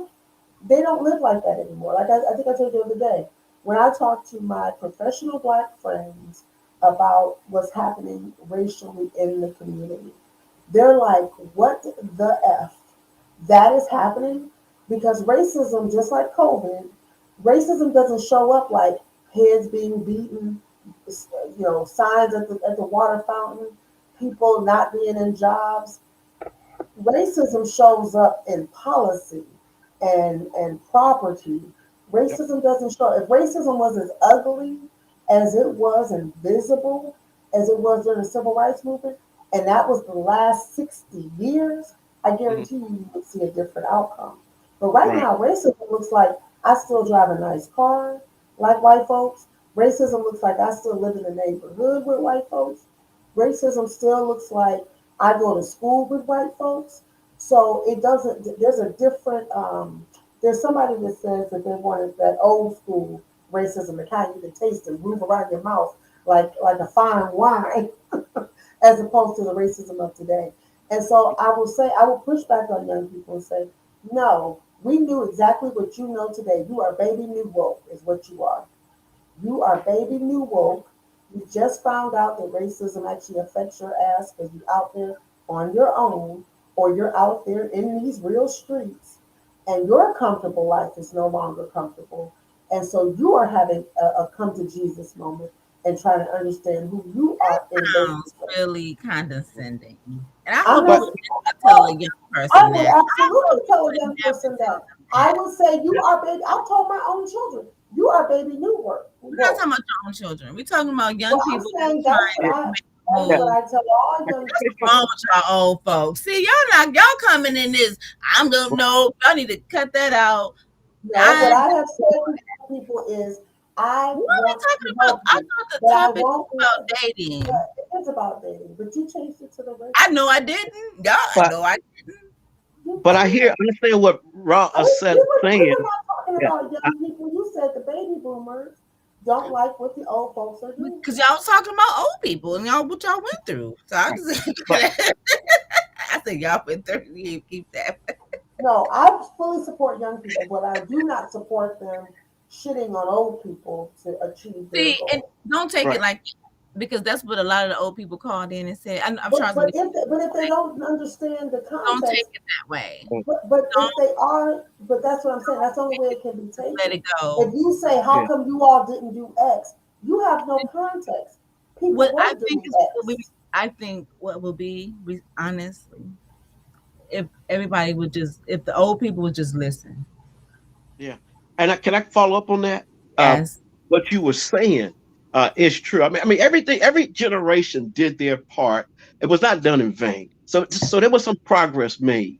But I have a nephew out in Oakland, San Francisco Bay Area, and he's an educator, and his daughter is an educator too, and he's like 40 years old now, and he teaches. He go into downtown Oakland, into downtown San Francisco. It's called Education in the Hood, and he listens to the young kids. He has professors from San Francisco University come and teach, talk to them, and they give a street education. They give an education that he responds to, and he's written two books on that. I And and, really he, love and that. he's really reaching to the kids from hip hop music. He had on one. I was in one Zoom meeting with him. He had five professors from San Francisco State You University know what? talking to the youth in downtown San Francisco, and yeah, the young kids they have a different way of learning. They get their information from their phone, social media, and Because they so Rob has tapped into that, and so he has taught his class and designed his class to meet how the kids receive information. And I, And and yes, and I just yeah, wanted to let Tia Marie know specifically because I know she has a lot of information, but I'm just asking for all of our older, myself included, when we get encountered with those type of young people, to not even tell you how if they telling you f us and we ain't do nothing, just sit there and listen because we can at least sit there and take it. We can at yeah, least do that and listen to what they're saying because there's nothing but hurt. It's nothing but no one's listened to them before. right, Nobody listened to me. Like, cause I'm in that last generation X, Zennial, Millennial area. Like, I didn't get that for me and T. We talk about this a lot. I feel like I could have had a lot. I should needed mentors. I needed all of that I did not get. uh-huh. Well, It you was know, also a system set up where I couldn't get it too. But what I'm saying is, but there were still people that were out getting degrees, out doing all this. They didn't reach back to the neighborhood like other communities do, purposely, like a no, purpose. you talk about, and I know I have fellow colleagues who are like that. No, you're absolutely right. I Because know I people. ask Yeah, you, like somebody say, okay, if your father or mother got a car, a home, or whatever, what are they doing to invest their money? To make sure they still in their 60s, you might be in your 30s or 40s. What is those parents doing now to help you still? And usually it's nothing. So it's not like we're not talking 1965 or 70. We're talking about today. Why can't we pull all our resources so your together question today? is, We hmm already know what the problem is today. no, hmm The so baby what boomers their made a question wealth of is money is so if, let me understand. They want to be able to say, how come y'all didn't fix racism? Here I no, am that's in not no, no, 2022. no, that's not no, not at all. Okay. But they're Do they asking want to be able to where say, is how why as any child would ask who's looking out for me. so when they get when they get the answer, they It's never don't a good like the answer. answer. What's the But answer? I have if they don't, racism. I'm just dissecting it. I'm I'm just trying to telling you because it's okay. okay. In 70, 80, you couldn't do shit, but now you can. So now what? It's Y'all because still got well, Cadillacs. trying to Still well, I'm you driving know, Cadillacs. Y'all still doing this. I mean, come on. Okay, yeah, you didn't know then, but now you know. You know, no, plenty of people but that each, had money and didn't what, invest in their kids. Come yeah, on now. what I'm trying to You say, know this. what I'm trying to say is that each generation did some part. Some, but The not as scourge, a whole. right, but the scourge of racism pushes you down every And we know generation. it. Yeah, Yes. right. And the last year was the perfect example of the scourge of racism. All these And we shooters, know black this. brothers and sisters. Yeah, We know and this. and So so, now it's time to do something. And that's what the kids saying. right. We know it. Y'all didn't see it in you know what the kids said yesterday? They said, y'all ain't did shit in 100 years. This is ain't nothing new. They Well, said, I mean, it was a different, it's refined. yeah. These are 23 Well, year olds. yeah. But I mean, I, we I would, ready. yeah, I would say to Let's that keep it real, that y'all. that I think we're each so high minded, we don't want to accept right. reality. I'm We not fail. disagreeing, but what I'm trying to figure out is then why are they talking to old people at all? No, the old people coming in talking to them. That's what I was saying. The old people coming in, they're not Okay, even and I already said that old old people people coming in talking to them, and then they and coming what in I'm chastising them and saying saying, "Well, we had racism, and we had." They saying the same thing you said. They don't want to hear that shit. They so want to what hear I'm what saying is that there is no middle ground for us to have a conversation it is. No, see, because and that's no. It's because the older people it part is middle ground. The middle ground is this: sit and listen to what they're saying. Let them air it out. As a Mhm. parent, you let them tell you what they mad at. So now we can say, okay, what we can do. you Let them just said air it that they out. don't that what Okay, they say when they're ourselves mad. So enough, they say y'all didn't do shit for and a say, hundred okay, you're years, right. and say Yes, you're correct. and We I did. agree that some things did not It's get done. okay to say yes, we were wrong, and let's No, fix. this is what I'm going to say. Okay, okay. I mean, it's okay to say okay. I did wrong, regardless of what I feel and regardless of what you feel. These are 23-year-old children that we need to back up 100%. Fuck your I feelings. agree with That's backing what them they say. up My brother said, it's your 100%. house. Your But the extra but as the older people still like how is that a now, conversation for now, that because we're grown, we understand this is not. This is because they're hurt, they're Well, lost, they're looking for guidance from you. They're not looking for reformation and telling you what excuses. I keep saying 100%. The Just people say who okay, come we into got their this space, right now. I don't know why you my keep nep- pushing on. my nephew would have been perfect for this conversation I'm listening right to because you. he I'm teach listening. the kids. Yeah, I am um, because it's like my yeah. son come and say I'm mad you didn't do it right. You're right, son. I could have did better. Let's say if he was all wrong, let me let you know this is a safe space to come out. I'm the mother, right? I'm the older person, so I need to be there for you because once they know that they're secure enough to be vulnerable enough to you to cuss your ass out, then the healing is going to begin. That's the way it works. Nothing Well, has changed. I would say this. Um, what I was faced with as I was getting older and raising my family. Uh, I always said to my dad, damn, Dad, this was in the early '60s. Why you leave your good government job at the Pentagon? He was the only black in the office of general counsel because they were treating me poor. They, you know, I had to get out, and too many black people were getting lynched. He left the government to become an NAACP attorney. Can Then I he ask was what he, year this? then he received threats. Can He I ask won. what year around Yeah, what year this is? this was in from the '60s to the '70s. '73, he won two Supreme Court discrimination cases. He received all kind of threats. We could hear our mother and father fussing and fighting. I didn't ask for all this. But he had the Ku Klux Klan coming in. All of North Virginia. Virginia was terrible, horrible. But that's what he could have kept his good government job, but there was so much discrimination going on. King had gotten shot.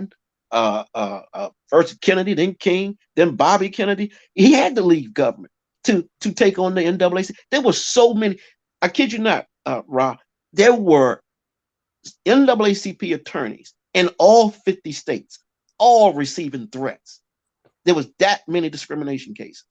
So when you gotta battle a hill like that, it was dangerous to be an NAACP attorney.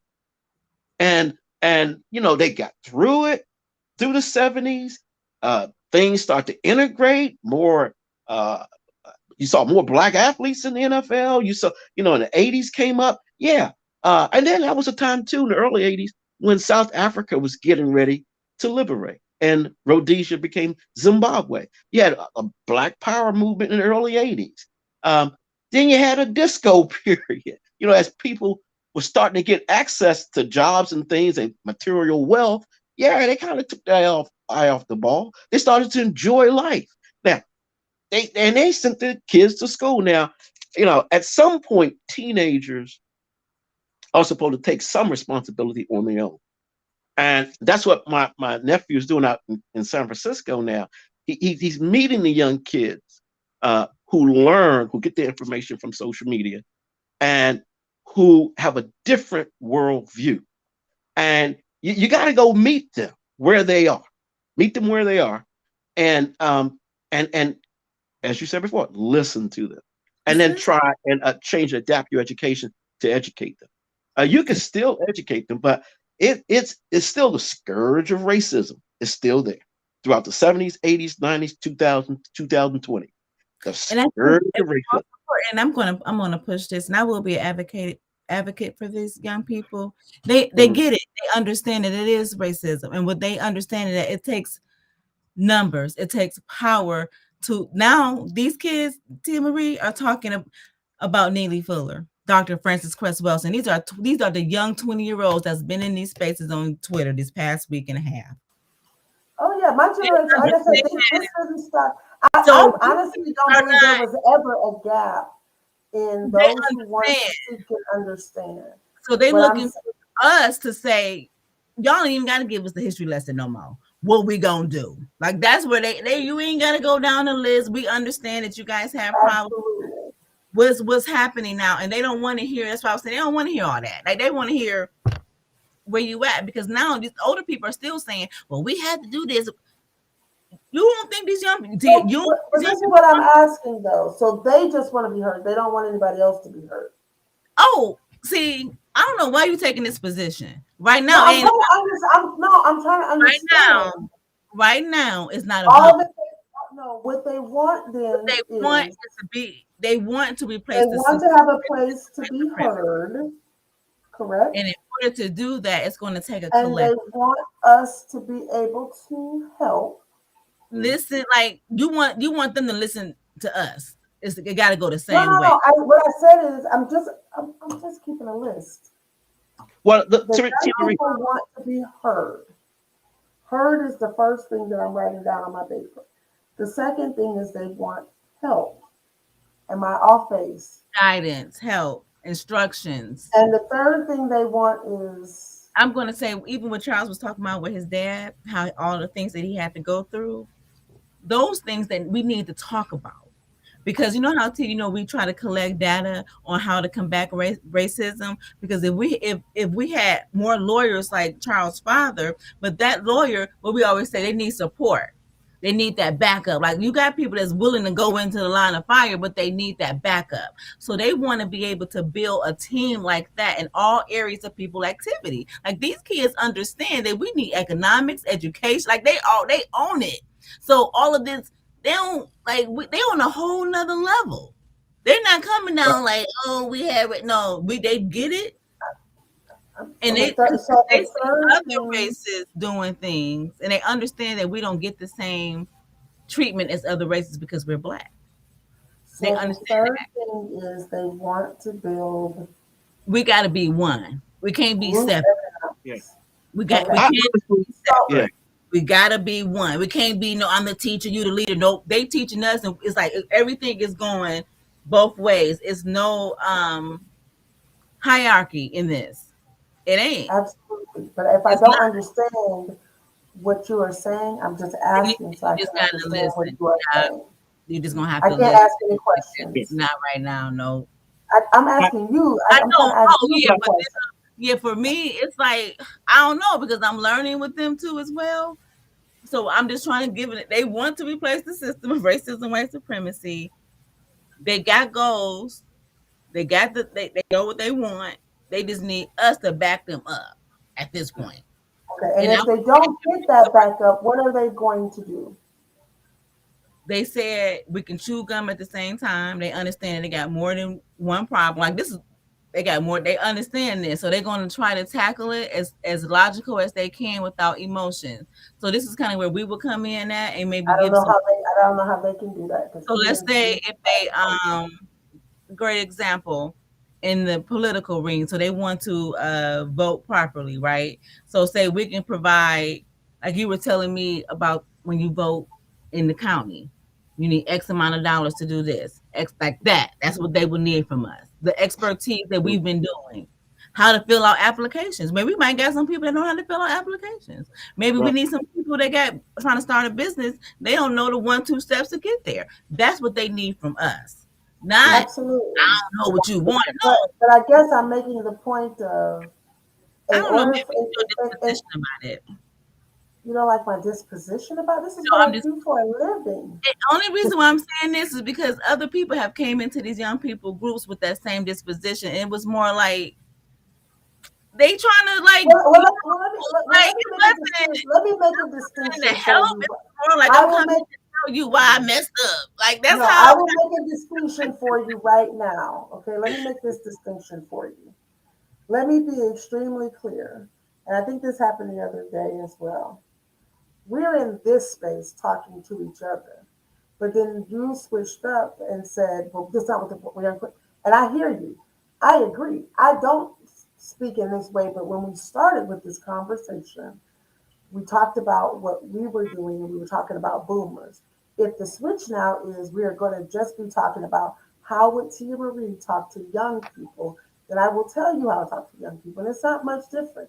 It is, oh, when I just had a person that said, I don't want to vote. I'm not political.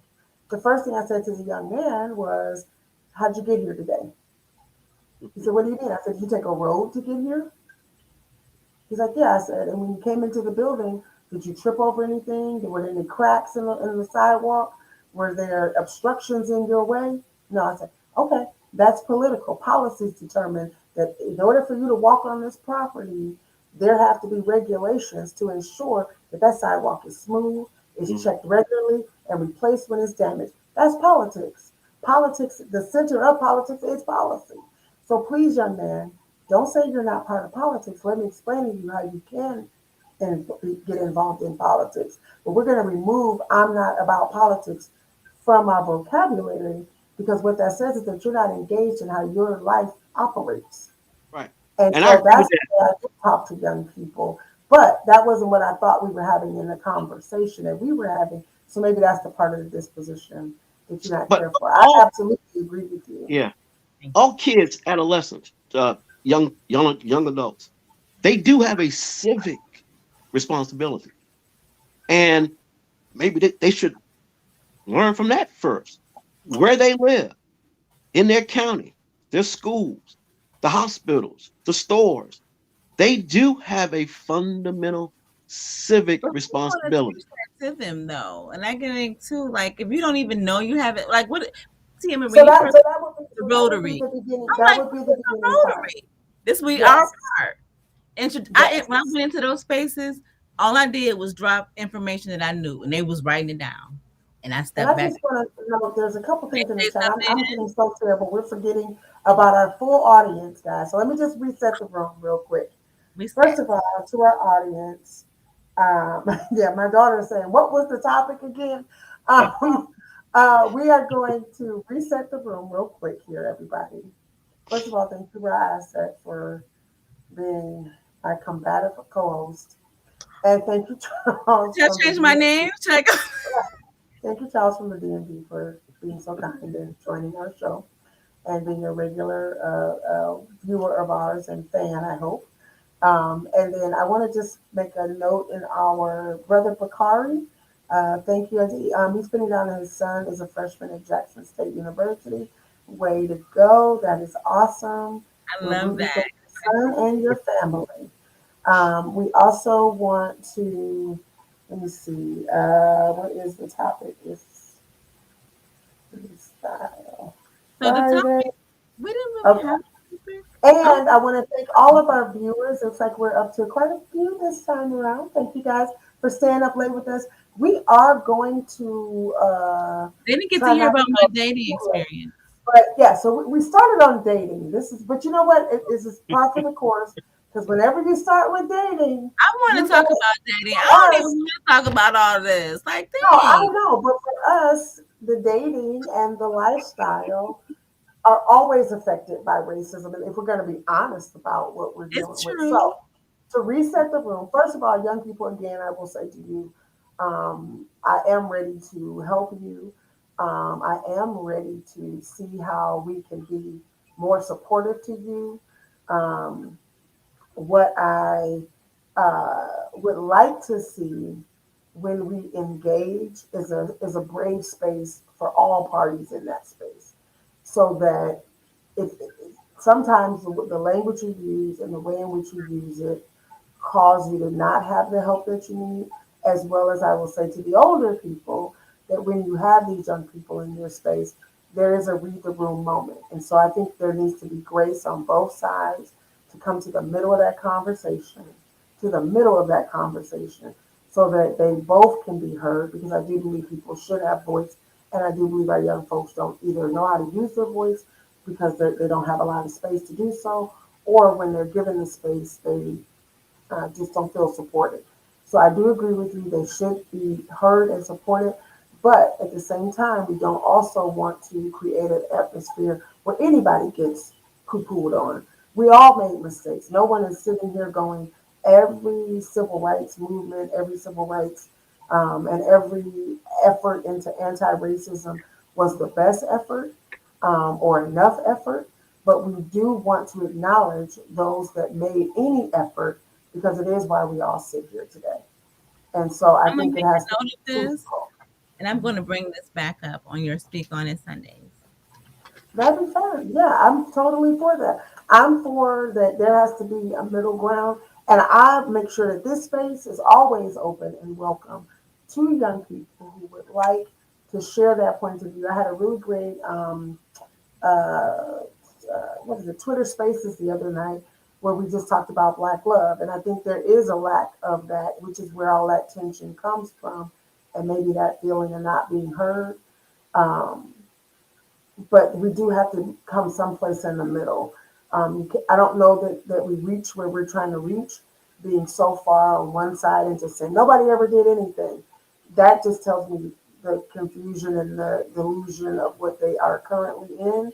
And then no one should be coming into the space going, but don't forget, we did everything. Well, no, because the young people are saying that there's some gaps and they're affected by those gaps. So I think this is a both and not an or conversation, which thank you to my dear friend who knows who she is.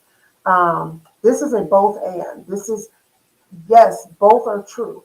They don't feel like they got enough support, and maybe there were some folks who didn't support them enough, And there were people who were in this fight tirelessly, who never stopped being in this fight, who are still in it today. And there are young people who are trying to find a way forward and still don't feel supported by the current people today or of the past. All of that is true. And all of that is what we're going to have to work through in order to do the real important work, which is eradicate racism. So that's the most political answer I can give to, to be fair, and which is what I hope, which is what justice is about, is being fair. Um, I am seeing that I believe, and I'm not sure. Hold on one second. Let me see this. Get into the room. This is the housekeeping part. I can't do both. Oh, you can't do both. You have to learn how to multitask. Like, I mean, like, I know. I'm getting. She I wants mean, to over text me. here, like, it's a skill. I'm telling you, you have to. It takes time. But I will say part of it is that this work. First of all, I want us as individuals to understand and measure the work. And what I mean by that is understand to what degree is your portion. I cannot describe that enough. I think we, in our effort, including myself, to save the world and change the world, which we all have a role and a responsibility to do, we also must be measured in our ability to do so and understand that it's going to take a lot of input and a lot of output in order to get there. But I don't want to overwhelm us in not understanding that we have to do our portion. What is right in front of us today, plus what's ahead of us, has to be in our purview. And I think of it like playing chess. There are many pieces on that chessboard, and everybody's got a different responsibility on that chessboard to protect, in this case, the king. Is it the king or the queen? It's king, right? To protect the king. And in order to do so, it's going to be a lot of moves. You're going to lose a lot of pawns. You're going to lose a lot, but you're going to gain a few things along the way. And it is an ebb and flow, and it does not get there if we're just only wanting to point the finger in any direction. The moment that you are in a position to say what someone else didn't do, please start with what you didn't do first, because that's usually where you're going to find the most ability to move forward. Because you're only responsible for what you can do, not what someone else did, not what someone else didn't do. And once you hit 18 in the legal state of adulthood, it's you. It's all you. It's all you right now. It's all you going forward. And you ask for the help that you need and you look for the resources that you can leverage. But it's going to be difficult and it's not easy, believe me. I felt a lot of that in the 80s, I was coming from my parents. I was just like, wait a minute, y'all know about racism? I'm like, this what y'all handed me? Like, it's been 20 years. Education's the same. Employment is seemingly the same. But then I started to also mature and realize, okay, there's more to this eradicating racism. And we got to come at it like 100,000 armies and not just one. I thought, yes. Charles, you want to say anything? I don't I, know. I would say I agree with everything that T. Marie You just better said. agree with me. I'm just Uh, kidding. I truly do. I get Ra Asset's point. We sit back, the older generation, the elders, sit back and listen to the youth, guide and help them financially with the knowledge when they need it, when they ask for it. Because I know racism today probably looks more sophisticated. It's different from some of the racism we faced in the past. And last year you couldn't tell because it was right in our face with it. But Yes. um, they're experiencing a racism and a ceiling that they're trying to break through, which is different from the ceiling that we tried to break through. And I honestly believe if we listen to them, I think in the long run, the youth will come back to the elders and deliver. I I have 1,000%. confidence that the youth will Got deliver. to. Like they're yearning for that. You hit it right on the nose, Charles. I mean, really, honestly, they want that. Like they want to be guided and also show that we got this. Like this passion that they have right now. These young, these are men too. So these are young. I told them I'm so proud of them. These are men. Mhm. They said the spirit has been woken up in us. And I was so happy to hear this. And we have a Taylor, can you hear us? Yes, I can hear you. Can you hear Hello. me? Yes. Now, my topic was about love, but we didn't get all off into this other stuff. How are you today? I'm doing well. How are y'all doing tonight? Okay. So, the reason why I popped in is because there is this battle of the old school versus the new school that's always been evident. But me being a young 22-year-old in this world and having my mother's wisdom, my aunt's wisdom, my grandfather's wisdom, all the people that came before me, their wisdom and their input. At first, I might be like, oh my God, why are you talking to me right now? But then over time, you start to see, like, oh wow, this is why they said this, because something happened. And then what you also start to realize is that they're speaking from experience. They're not speaking to you just to say, do this, do that. They're speaking because they've hit their head or bumped their head multiple times or failed forward multiple times, and they're trying to keep you from making the same mistakes they made because they see something happening before you even see it happening. So yes, I would say that the older generation does need to listen to us more because we're aware of what's going on around us and we are making changes. Um, and we're making things work for us. Whereas I feel like the older generation was just trying to make things work just to get by or just so they wouldn't be bothered so much. But we're making changes in the corporate aspect. We're making changes in just justice. Like I think somebody said earlier about like social media, how that is getting a lot of things done. Um and so yeah, I just want to say like yes, the older generation does need to listen to us, but also we need to listen to the older generation because again, they've been through it already. They've been there, they've done that. And like I said, it's sometimes it is pushback, but I think there's pushback on both sides equally. Because sometimes older people don't want to hear someone that they look at as like a child or someone that's younger than them. They don't want to listen to what they have to say. But it, I would say, if we removed age out of it completely, I think there just needs to be just a level of respect on both ends, and there needs to be a level of being able to hear each other out because at the end of the day, all we have is each other, and we can only learn from each other. So it's no point in yes, you can disagree, but where's the solution? We need to always have the solution, and we don't need to be like, well, you said this, and then you said just going tit for tat. It needs to be, all right, this is what it is. What's the solution? How do we move forward? And that's kind of all I wanted to say. Me being a younger generation. You said now when you say younger generation, what generation are you exactly, Taylor? Are you Honestly, I think I'm I was looking it millennial. up. I'm at the No, you're cusp. not a millennial. She You hear is. me It No, before changed. no, no, Did it she's a millennial. change? No, we no, hear you're a me. millennial. She millennial? Her and That's what I Tracy are thought. millennial. I mean, Yeah. I'm looking. Okay. That's what I thought. Millennial is Tracy's no. at the top and Taylor's at the She's bottom. a Gen Z.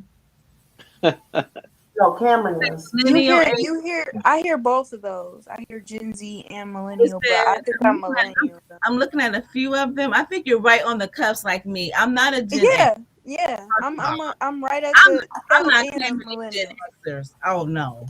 I'm a zennial. Okay, I'm right at the end. They call us zennials. Wait I'm a right at I minute. What? love the that. I millennials. love that. Are we right before the millennials and right after the Generation X? I'm right at that. They call it zennials. So, So because I don't, Taylor's at the end But of even millennials. but she's at even with that, like yeah that at the tail that end. is your own power. Like that, you get a different perspective on things. Like Totally different it's all perspective. about perspective. Yes, Me being younger, Whose I daughter is have a that? different perspective mine, mine, than Whose daughter is my mom mine. or my granddad's perspective. It's all about perspective and what I like I said from when I was younger, I didn't want to hear nothing. Nobody was saying because I was grown and I knew everything. You couldn't tell me nothing. She But say young. as I'm maturing, and I am coming from a place of just listening and hearing someone out, now I have a different perspective. I see things differently. I don't let things like having debates bother me or I get upset. I just hear what someone has to say, and we don't have to agree. That's the other Do you thing. think that You don't comes from your background, Taylor? me like I how listen, I I listen to your uncle, your mom, your dad, like or your granddad. Like I listen. You don't think that comes from your Yeah, background? just a little bit. Just a little. I mean, because she comes from a background, a lineage of debaters. I do. I You do. No, definitely do. I Definitely definitely do. do. they had some influence. Yeah. I mean, really, because I listen to your mom and I just tell her like I don't know how you do this. I wouldn't be able to. No, I come from a background of kick ass and ask questions later type of situation. So Well, we've been professional debaters, I think, our whole life. My first yeah, debate took place with my father as I said, she come from a and my line of brother debaters. and my. But it actually it's a space of love. I mean, we don't always agree, so it's not debating to agree. It But is people don't see it it that is way. it is well what I talked about is that most people call an argument, so we can talk about that too. Most people go, I don't want to argue, and I don't I like want to to talk about argue. love, right? Really, honestly, because it's 11 o'clock. Oh yeah. I can't stay long. But you got to have trust to have love. So, and if you don't have trust, you're getting off to a rocky start. I want to end on this. I have a one answer question. It's only you only get one answer. Would you rather have love or loyalty? You can't say it's the same thing. Love or loyalty?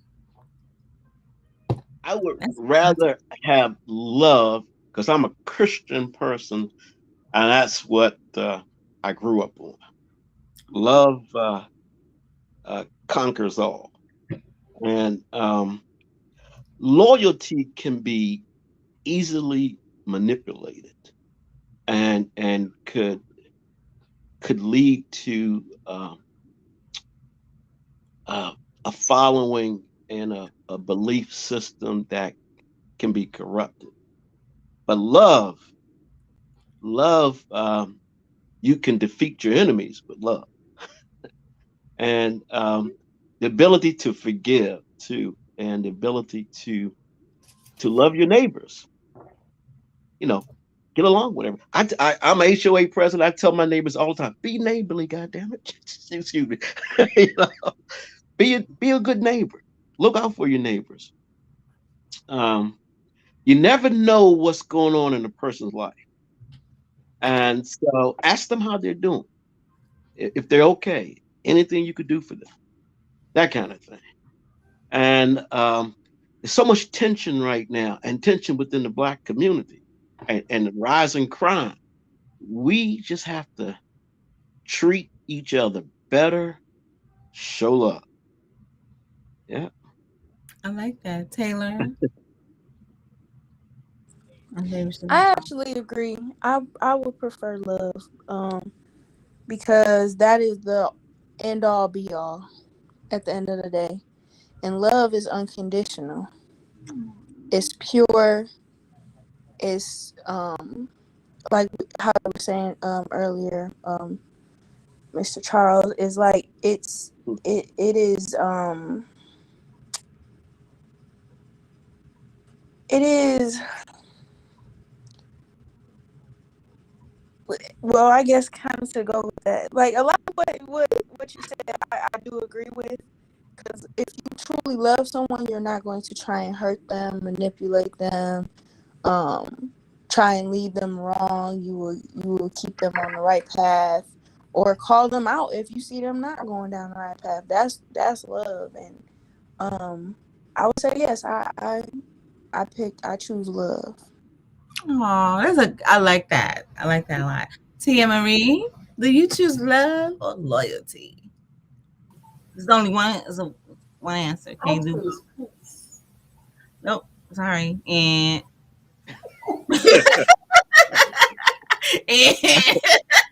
you know what? I'm gonna give her a hard time all the way until your birthday. I don't know why. I think this is in the cards. I'm gonna give Because you a hard time. my horoscope told me about you. Did it? My I'm gonna put horoscope. you in the shape. Look, Hey, first of all, everybody, if you don't have game on, Susan Miller, get up on game. what is it? Susan Miller on your horoscope. Get up on Yeah, me and game. Susan Miller, we do not. She don't do nothing for me. Everybody says that. She does everything for me. I She try. has I not put been you on. wrong. She has not been wrong yet. So me and Um, Susan, she don't like me. She don't like me. what's in your aura? What do you So I attract listen to to? another lady. She helps me a lot. But Susan Okay. Miller, she had me depressed. So yeah, because everything was like negative. And Susan Miller is the astrologer. Would that be correct? Astrology. Astrologer. So I'm into astrology as well, Yeah. Charles. And she gives these monthly forecasts. But for me, I don't have no hope. And she's been right, probably because I'm look at me. I'm ready to tell me I'm single. So maybe I need to listen to her. Look, maybe I need to listen. She has not led me wrong yet, but actually down to the day of when things are going to happen. It's kind of funny, Oh, but, yeah, I but try. I was looking at the story that was told to me years ago from a pastor who told me, he said, "Do you believe in horoscopes?" I was like, I mean, I don't know about believe. I mean, I think they're relevant. And so then he told me about a story that he did. He said, "I gave everybody a piece of paper when they walked into the building. And I told him, go sit down with the piece of paper, but don't open it yet." So then he says, "I want everybody here to open up the piece of paper and to read it." He says, "Okay, then fold it back up." He says, "If you think that the horoscope that I gave you, that the statement that I gave, I don't think he told them it's a horoscope, that the statement that I gave you was like, it was meaningful. You think I gave it directly to you. It was a message that you think I hand wrote just for you. Raise your hand. Everybody in the congregation, raise your hand like, oh, Pastor, this message was a message to me today." And he says, "I'll hand the paper to your neighbor." He said, "That same message, everybody in the church had the Everybody same had the message." same doggone message. That's funny. And so that's how he thought about horoscopes. It will Uh, apply to you because you believe that it applies to you. And right. so, in that vein, I say, I don't know. Then I also believe that in, manifestation of things in your space. And then I also remember the episode, the first Matrix, when Neo is actually in the kitchen, and all of my geek heads will understand this. You won't understand it, but my geek heads will understand. It's a very powerful moment in the movie. And Neo comes into the room of what I think they just call her mother, and she's like the mother of Oracle. civilization. Oracle. I love Eventually they call her Oracle, but they just only refer to her. If you recall, everyone else refers to her as the Oracle, but she refers to herself as just mother.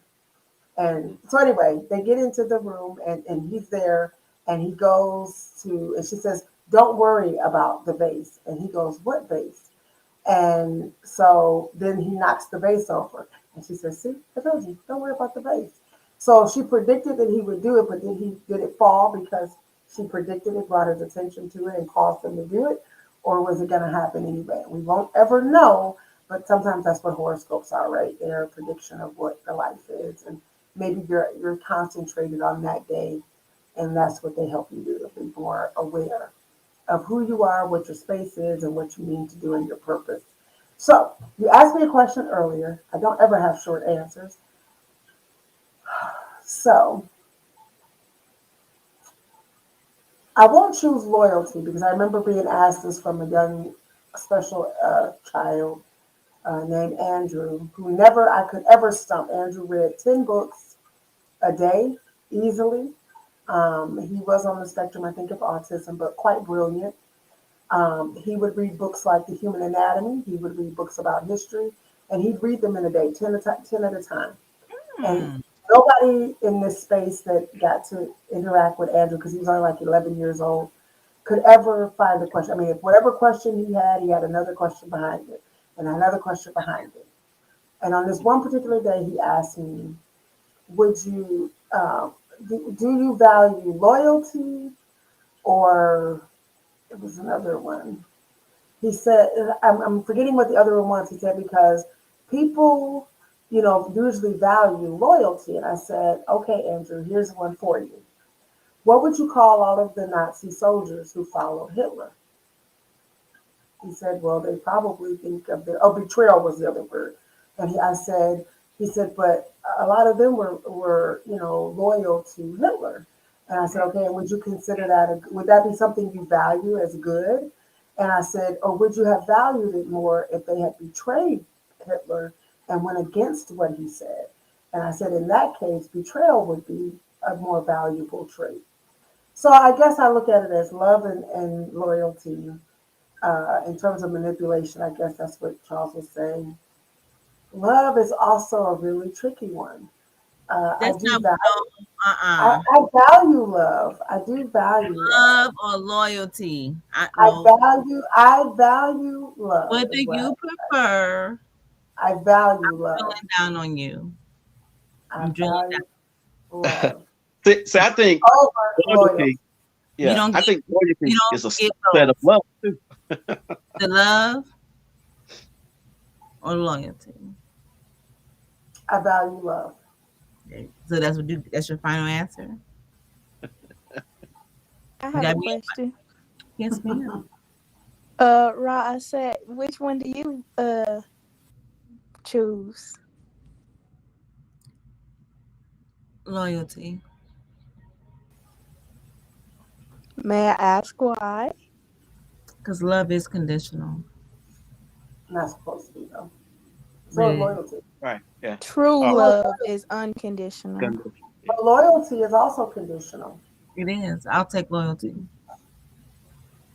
I'm committed. You see, I think loyalty is a subset of love. All I I, right. agree. I I think I it agree. can love be. I I you. feel think like you if you can be. I love, you know get that, but we gotta loyalty. do either or. We can't. That's what I'm saying. Yeah. We gotta do either I think or. it can be. And only But reason why I I am say curious this. about loyalty because how does loyalty show up for you? Maybe that's what will help me understand why you chose loyalty. Well, that's it's subjective to everybody, right? But for Mhm. me, I would say I don't even equate family because you're gonna love your family, you're gonna love your kids. But we're talking about like a maid, like other people outside our family. I'd rather have loyalty. I'd rather have that person loyal to me because either if But how they does loyalty show up for you though? whether How are they're they mad expressing it? because love is conditional. So if I'm in a relationship and that person is mad at me and they love me versus being loyal to me, 9 out of 10 it's not going to work. But if I'm committed to you, I'm loyal to you. Whether I'm mad at you, whether I love you, because relationships go ups and down. You can love the person, you know how relationships go. But I'm loyal to what we put together because So love is loyalty shows up for you is you are committed, you commitment. are I'm involved. But dedicated. love does not show up like that for you. No, no, because love is it's conditional. No, Not family, no, but not see, from the my thing is, I don't think you've been getting. I think the love you describe isn't love. If it has had conditions on it, It none don't of it matter. has been love. It's not up None of for it. it's not up for None of debate it. Has, because well, I'm just saying, everybody none of it has been love though, because that's not the way experience is love works. different. Like what I'm saying. Like I know people say I know what love is. Yeah, I got a kid, so I know that unconditional love. I've been loved by my parents. I have that love for my family. Like I got that. But outsiders, I'll take loyalty. Keep your love because you can love me. It's okay. I mean, it's cool. I'll take your. And you can have both too. Well, I think I But think I'll I take think the you're loyalty. calling something that I'll take isn't that love. permanently. All The only Love is love that is subjective. actual love. I do it because I love you. I beat you because No, I no, no. love you. That's not. But I that's beat what you I'm because saying. I love you. I've heard that before too. Those I things beat you have 'cause I not been love. I've I been think saying they have masqueraded as love. I would agree with you on I'll that. take Can loyalty. I But say even something? loyalty Yes, masquerades ma'am. as love. Yeah. I was Loyalty. gonna. Oh, Go ahead. Go ahead, Mm-mm. sweetheart. I was gonna say. I think because you were saying like love or loyalty in a mate, and I think where a lot of people go wrong is they're looking for those characteristics in their mate before they even looking for that in God, and that's where you find love and loyalty first. You find out with God, because God don't come with any Amen. conditions. God is loyal to you to But the what if end. you don't It's you believe that in is God? unwavering. What if you don't I believe in believe, I believe you may not believe in God, but I believe we are all spiritual, and you have something that is your moving force that keeps you going every day and wakes you up and or gets you out of the bed to want to conquer the day. You have something that you believe in, and you'll be surprised how many people get real, start talking to God, say they don't believe God, but when they be like, times is please, tough, Lord Jesus, See, right? yeah, that's what you'll I be be saying one more surprised. time. Who are you talking to? You'll be surprised how many people will say, Who please, are God, you just give me talking this to? one more chance. If you could I ain't just, gonna never drink no more. yeah. So we Who all are you have saying to? something. We all have something that keeps us going, whether it's God, whether it's the universe, whatever it is for you. Mhm. But like I said, I think we're looking for those characteristics in someone else before we looking at it like either in ourselves. Like sometimes we always go outside before we internalize. We look inside first. You have to go inward first before you can start looking outward, because you know how to love yourself. You know how to show yourself love and how to treat yourself and care for yourself, and you're loyal to yourself. And sometimes you got to get on yourself like, hey, why you ain't take care of X, Y, and Z? Or hey, you said you love yourself, but you ain't been going to the gym, or you not eating right. So you gotta check yourself first before you can start trying to look outside of you. Whose daughter is I that thought you was again? gonna say check yourself before you wreck yourself. I'm trying to Whose find daughter is my that? um Taylor, we my need to get you on Twitter Spaces. Stop oh That was playing. very good. That's very good, Taylor. Thank you, Whose thank daughter are you again? she's my The daughter. most, the Most High, the Most High. Okay, you. My name is Taylor, and daughter of the I'm Most Kim High, Marie's daughter. daughter of the Most High. But no, So and I would agree with Taylor saying that, but I also agree with you, Aset. I think so. So Taylor understands some other fundamental things. So thank you, Taylor. That gosh, you that all was that trains beautiful. helped.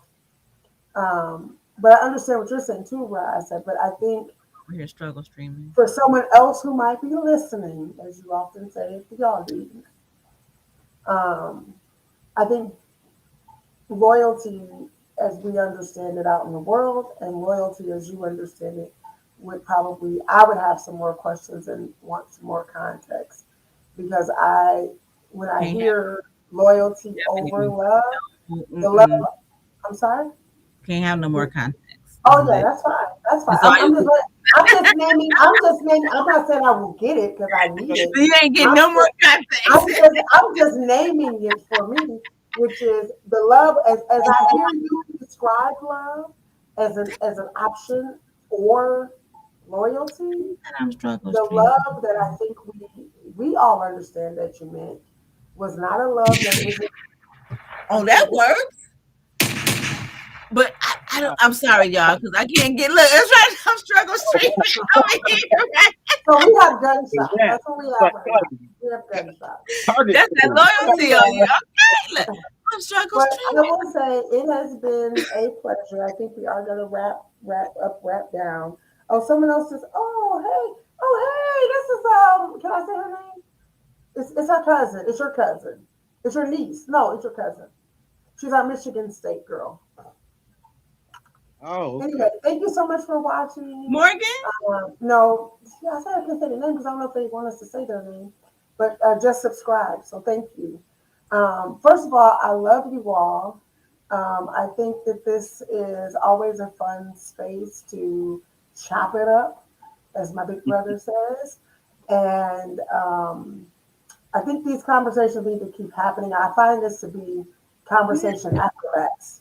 I rebuked this whole string. I rebuked it.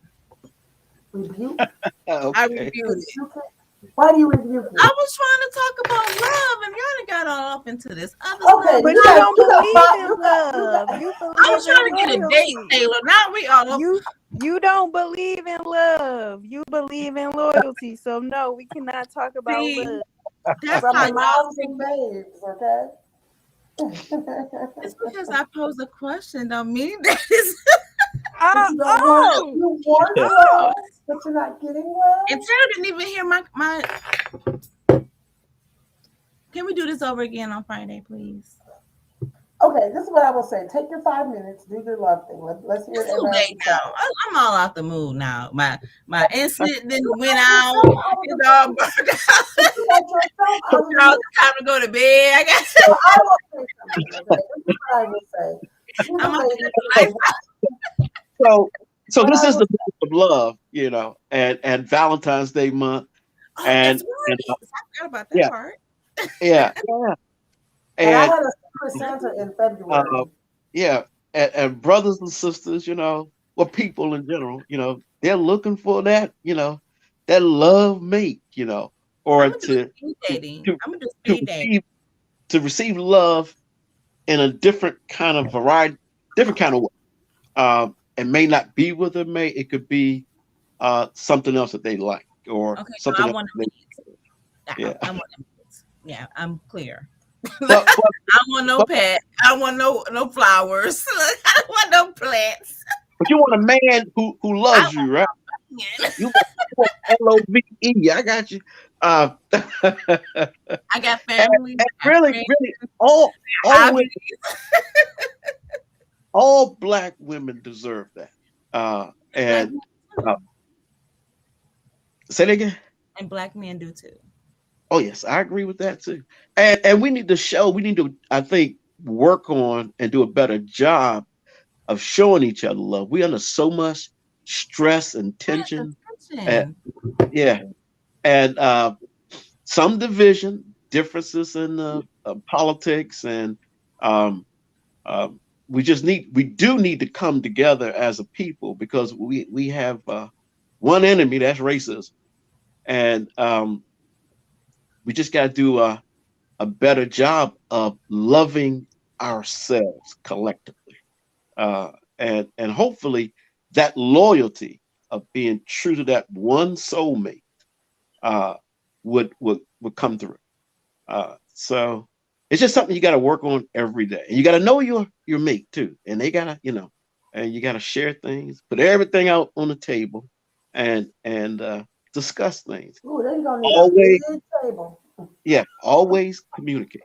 I'm Communicate.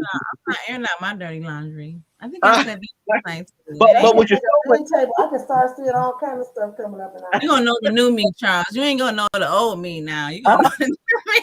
No, you're getting a whole You're new not about version. to know that. yeah, okay, the fly raw Aset, okay. You're gonna have to get a whole new version. Well, I You just know want to what? say thank you to my co-host.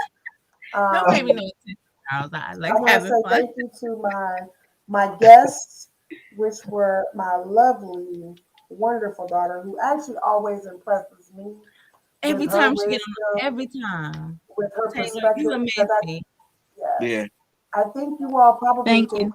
like I know Thank my daughter is awesome, but to see that her rearing has produced a young person who is still seeking knowledge, still open to learning, as well as building new bricks on the learning that she already has, on the education she already has, does make me very, very proud. And I probably don't say that enough publicly because I kind of keep my kids pretty private, just for protection's sake. So I hope they know why. But I do appreciate where her perspective comes from. And we do have a lot of these talks to understand each other and to seek to understand. And so I love her dearly and very proud of her. So thank you, daughter, for coming on and representing. And we don't always agree, so Love you too, Mama. Oh, spaces. listen. I want a daughter. You No, have you many don't. daughters. No, You have you many. don't. I No, you really don't. don't. Y'all something else. That's gonna require a lot of Yeah, that's love. cap. Look, Taylor, that was cap. You said that was cat. That was cap. You do have a lot of daughters. You have a lot of daughters. It's good. And then I said, thank you very much. Oh, I it's would definitely say it is me. double Dutch. This is double Dutch work. Oh, wait, This is maybe it should double be the Dutch name of work. our show, Double Dutching, because I be. Thank you for having me, because you know I'm all over the place, so I appreciate you doing that, right? I am glad that you were candid and forthcoming and willing to Without you, share it's no me, baby. your experience. I know. What does our good friend Toby Towns will say?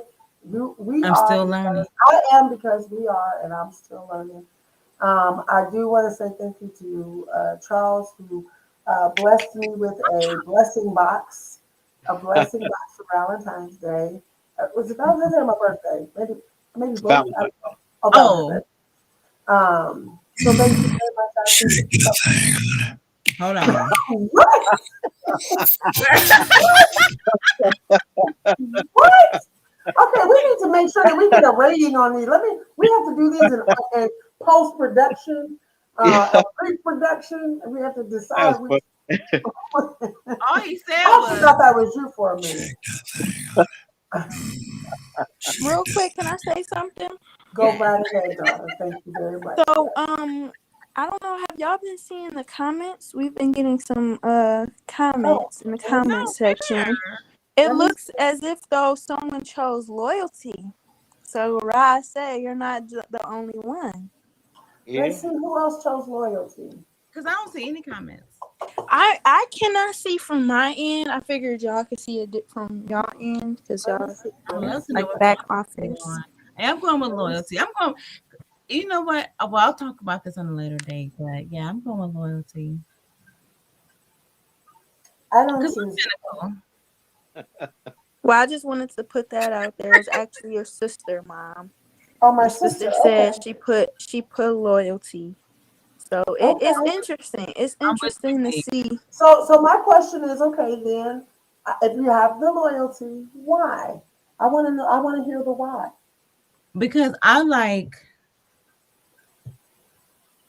I don't even met my friend David before. He always says this. He says, I just want to know. As long as I know that you got my back, I know that you're loyal. I can do anything. No, But like that's that but love loyalty. is supposed to be show. But love is supposed to show up that way. So Okay. why isn't he getting that in love? Love doesn't always show up like that because we are emotional beings.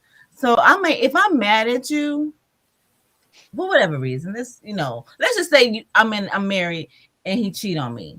But you're describing love again. No, What because I'm other not love? if Because all you the know other I stuff love doesn't. you, If I'm cheating on you, if I'm not loyal to you, if I'm not showing that's you my love, point. I'd rather have I don't love you. it's I'm plenty something else, but I'm not loving Charles. you. The men that's in your cul-de-sac that you're talking about, they probably love their wife, but they still No, they cheating. don't. So what they do love their wife, they have a very perverted view of love. I think. I love Uh, But that's I what I'm mean, saying. None of that is love. They No. love sex. They love I cheating. don't want They people they to love love the sex life, right? Yeah. I don't want like people to I start want to be. imitating I that want you to be behavior. loyal and committed to our goal. That's Taylor it. Taylor You know. speaking. Yes, Taylor. So I'm speaking for my I like people in the comments because y'all neglecting them. We So I'm don't see the speaking for my comments You there. people. don't see the So comments. They're gonna have to either come on She might YouTube. have blocked them. She might have blocked them or something. But Tell I'm them. gonna say so you wanted to know a reasoning of why someone chose loyalty over love. So the comment was um when someone is loyal, they already love you unconditionally. So as y'all were talking and as I got this message, it just made me think, are they really the same thing at the end of the day? Like we try to It kind of divide is. them.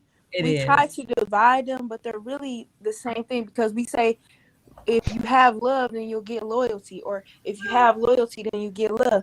We Yeah. both we saying the same thing. It is. Good Well, It question. is. that's why I'm trying to It say is. But I'm not you trying to. aren't Y'all getting thinking love. too much. It's Friday night. Okay, y'all thinking too This much. is where how my brain works. This That's is how what Let my it this brain is my works. relax it. jam.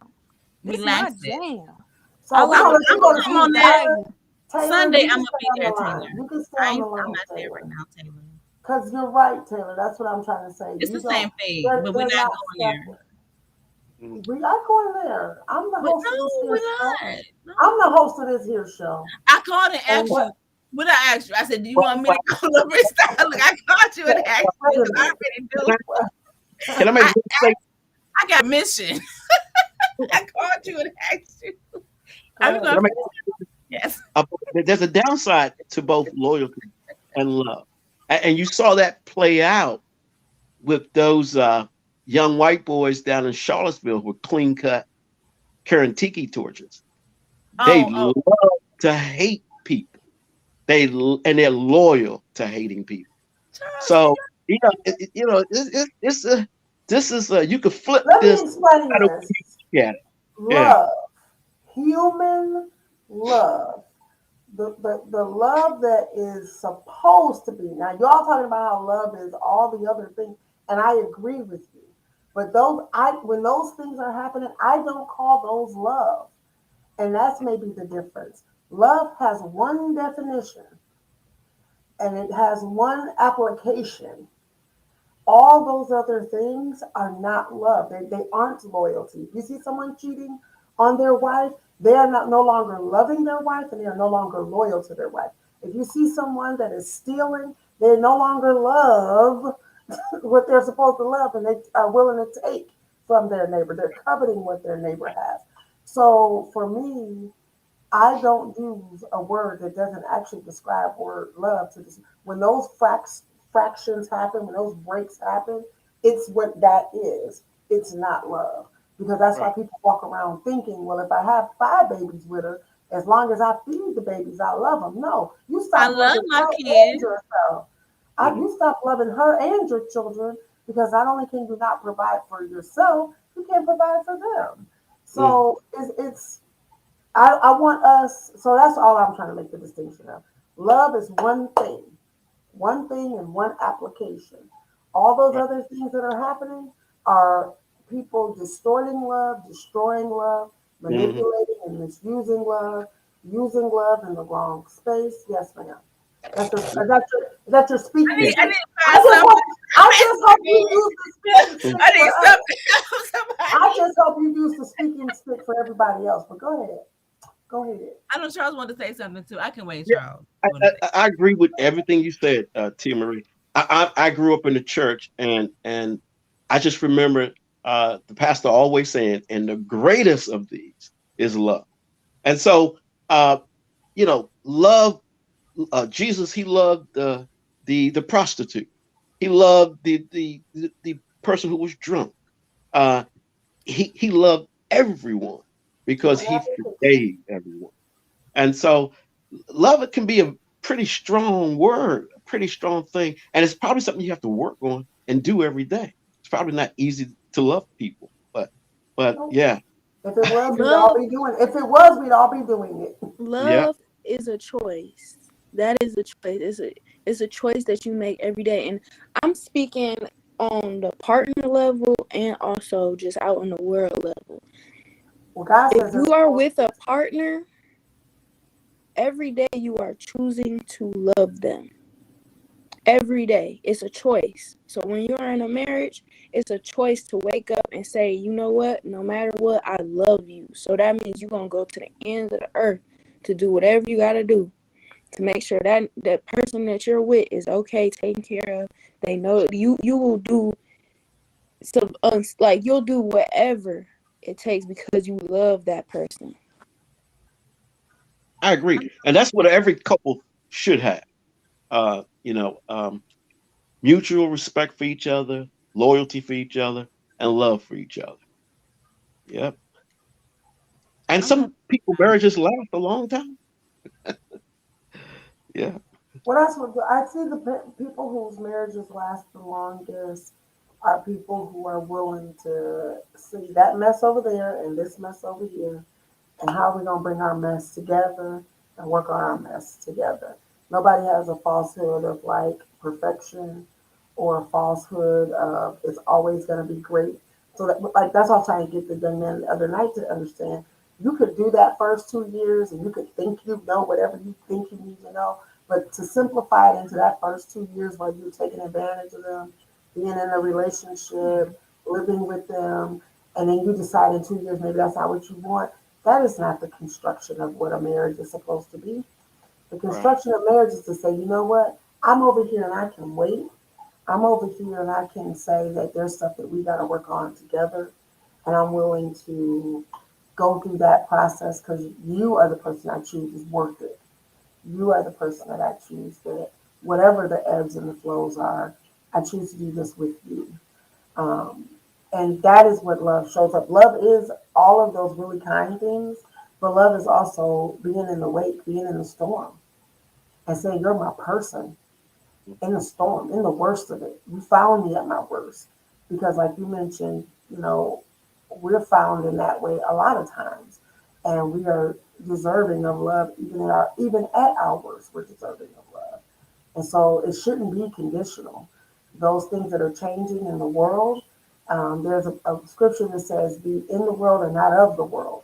Be like that tree along the side of the water that has roots deeply rooted. No matter how bad the water that comes through, it does not take your tree down. Be that in love, a constant. And you'll find that if you love other people that way, you will most definitely get the same thing back from anyone that's around you and comes into your orbit. I disagree, but okay. Comment. I got another comment. Well, that would explain being single. No, I got another comment. Because people be lying. They be like, "Oh, I love you and Constant." Go ahead, Taylor. Okay, the comment. they absolutely, and that is not love. That's Love a you and lie. Constant. Right. That's That's a not lie. That's not love. It's a lie. So Taylor. the comment says people can love anything, but they can't be loyal to everything. Like Who's an who's Xbox. this I talking? can. I'm sorry. You Who's know that? who it Who's is. coming from You this? know who it is. Our auntie, our cousin. Yes, I don't know if she wants her name No problem. disclosed. I got Don't it. say her name, but she knows who she Okay. is. Mm-hmm. So she was saying, but you cannot be loyal to everything. Like an Xbox, I can love to play it, but I can't give or get loyalty from it. So Tell her. basically, Well, say what? So we're doing so inanimate objects. So love, but again, No. the love. So we can't do inanimate hold objects on. She because might have been. Hold on. She might have meant to put relationship. Can I say? I'm gonna say this while you looking, Taylor. As you guys were explaining about love and love and love, I never hear a man who's married. Because I've been single for my whole life, right? Married men and all. I love my wife, but we don't. They give you an excuse why they can date you. I never heard anybody say I'm loyal to my wife, so I want to have sex with you. I'm right. loyal. I'm loyal to my partner, but I will undercut my partner to get some extra money. Like you never hear that. You hear I love this person, but loyalty. When you say I'm loyal to this person, and but I want it's a difference because I can love my Oh, wife I agree. They put a and different still cheat on connotation him. on it. Oh yeah. I Oh, love my absolutely. They husband. say it all the I'm time. giving you an example of a husband or a wife, because I'm gonna say a wife that cheats. I love my husband, but he can't get it up no more. It's different hearing I'm loyal to my husband. That's a whole different vibe. That's a whole different frequency. But what I'm that's not trying called to is get you to change your that's mind or called anything at all. no, I'm no. just But I know what you're calling it. What you're calling it is that people have prescribed or described a connotation to the word that they love. hold the word that love is Love. so bastardized and how people get it, how they get it, what they mean when they say that they love. I love That crack. they love inanimate objects, they love everything, right? I love crack. Yeah. But again, all I want to go back to is yes, they do all of that, and that is not love. They're Right. calling them all those terrible things. How They have many called people are love. thinking like that? But when I say I'm loyal to crack, people gonna be like, "You loyal to crack?" I mean, you know what I'm saying? Like, it's a different frequency than saying I love my wife, but I'll have sex with different women. But still different saying I'm loyal to my wife. Then they know Yeah, you loyal. I know you're not loyal because if you was loyal, you wouldn't be over here trying to get no poop on. right. You'll be at home with your wife. But you love her all you want. I guess you do. You love your wife. You love your life. You love your children. You care for them. But it's a difference to being loyal to. That's my point. So I'm not saying anybody. It was just a conversation. So I love that. And we do have someone. I'm gonna call her V because I'm V too. We twins. Okay, I see it now. She's on V. Facebook. Okay, now I'm getting it On your clear. I get it. Facebook, I don't know. You don't have to join if you don't want to. V. Yes. Let me know if you do or don't. But Facebook, you're This not. is me, Yvonne. I know who you are. We just didn't know if you wanted your name on She there. says don't say your name, so I'm saying B. So And I so we didn't have know. to How you gonna say my your name? name. I'm sorry, I ain't in hiding. Oh, No. We just asked for Anetta. anybody if they want permission before Your we put sister you told on me the don't. show. don't broadcast you. and without your permission. Now we have your permission. Go ahead. Yeah. We hear I'm just you. hide from the camera. Oh, perfect. I Me too. I'm did going incognito too. That's what I'm saying. That's how we I do. think Yes, I'm that incognito. Okay. So me and you loyal. We on loyalty, I right? say loyalty, but I also say this, and this is where why I wanted to join the conversation, is because love and loyalty does look different to different people. Also, marriage looks different to different people.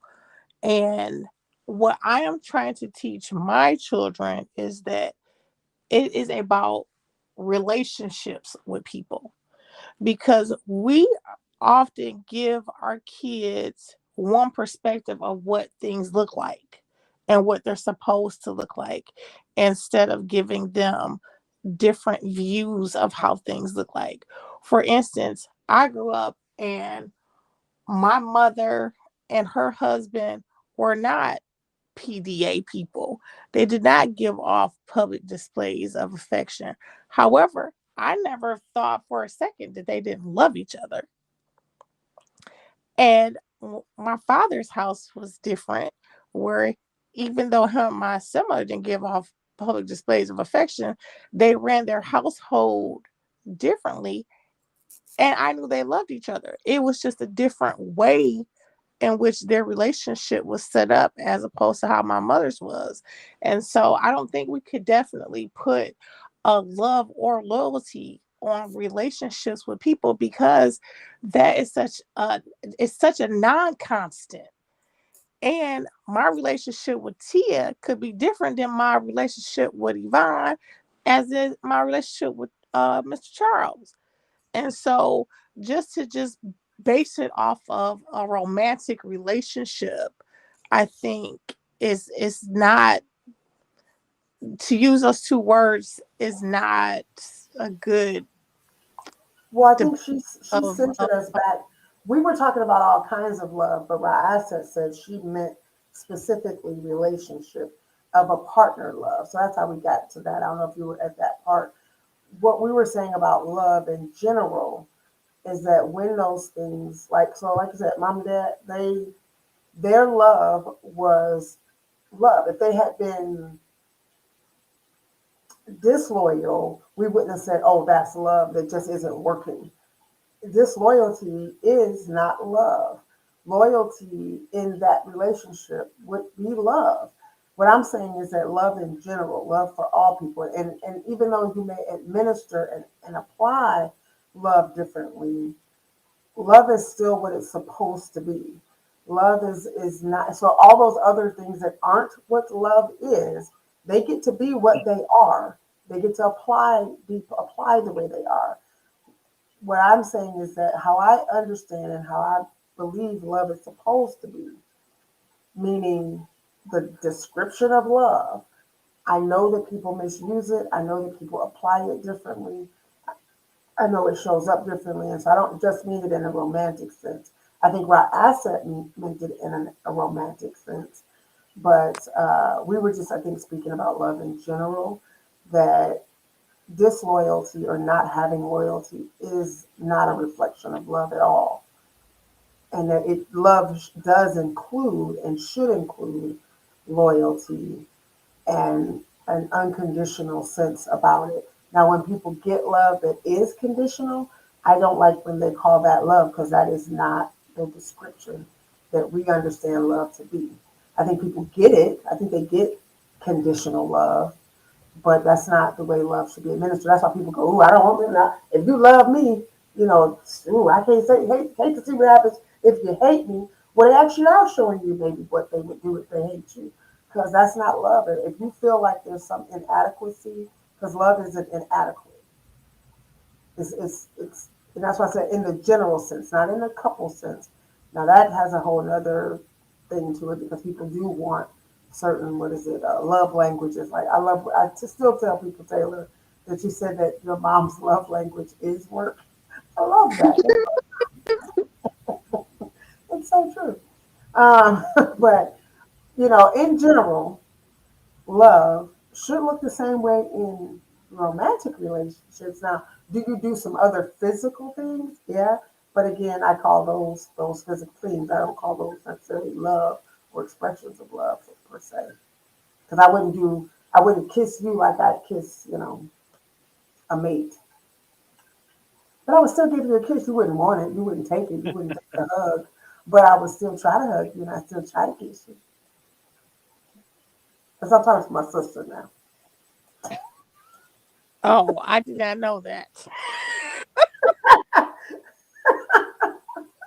Oh, but I said I would hug you and kiss you. You wouldn't take it, but I would do it. No, I just find it hard to I guess when you're younger you have an idea of what it's supposed to look like. And as you get older, it breaks off into these other um sectors, in my So do opinion. you think it's still love? If somebody is being disloyal to you, well, let me see if I'm trying to figure out how you're using it. Like, was it you that said, or was it another comment that said that you could love um, somebody? You could love playing your Xbox, but Yeah, be you have loyal people that to. love money. You have people that love playing their Xbox, but those things So can't see, be that's coveting. can't be loyal to you. And when I think about loyalty, I think about gangs and relationships in terms of like mob. Like, I don't think it mattered if they loved you or not. They had to be loyal, Mhm. and through their loyalty to you in those groups was love. And so when I think So can about, loyalty be wrong? can it be wrong? Hmm. Can loyalty be wrong?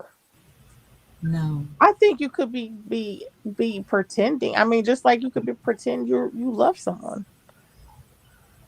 So I think that's where, okay, so that's what I'm saying. Does being loyal give you some additional protection that love doesn't? Because if you can also be wrong in, just like you can be Yes. wrong in the way you love, Love is and you can be unconditional. wrong.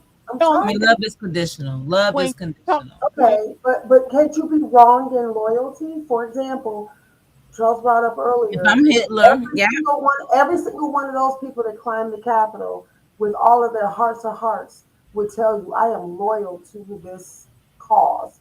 I am loyal to this person. I am loyal to their beliefs. And I would be willing to die for them. And I see the vision and the goal. Can loyalty be wrong? no, it was not right for that them people. individual, and that's why I'm saying we It can't was just. right for them. It breaks off into different sectors based off of, I think, what level you are with that person. Because like I love my coworkers that I work with, love working with them, would do anything for them. But then I got another set of friends that I feel the same way about. And in that group, some people know you gonna take this hit. So I don't think So, that so, so it loyalty I don't think provides it's just more love constant. loyalty. You have to add some more things to it, because there's some things you can't get through love. You can't get through next month's winter bill just through love.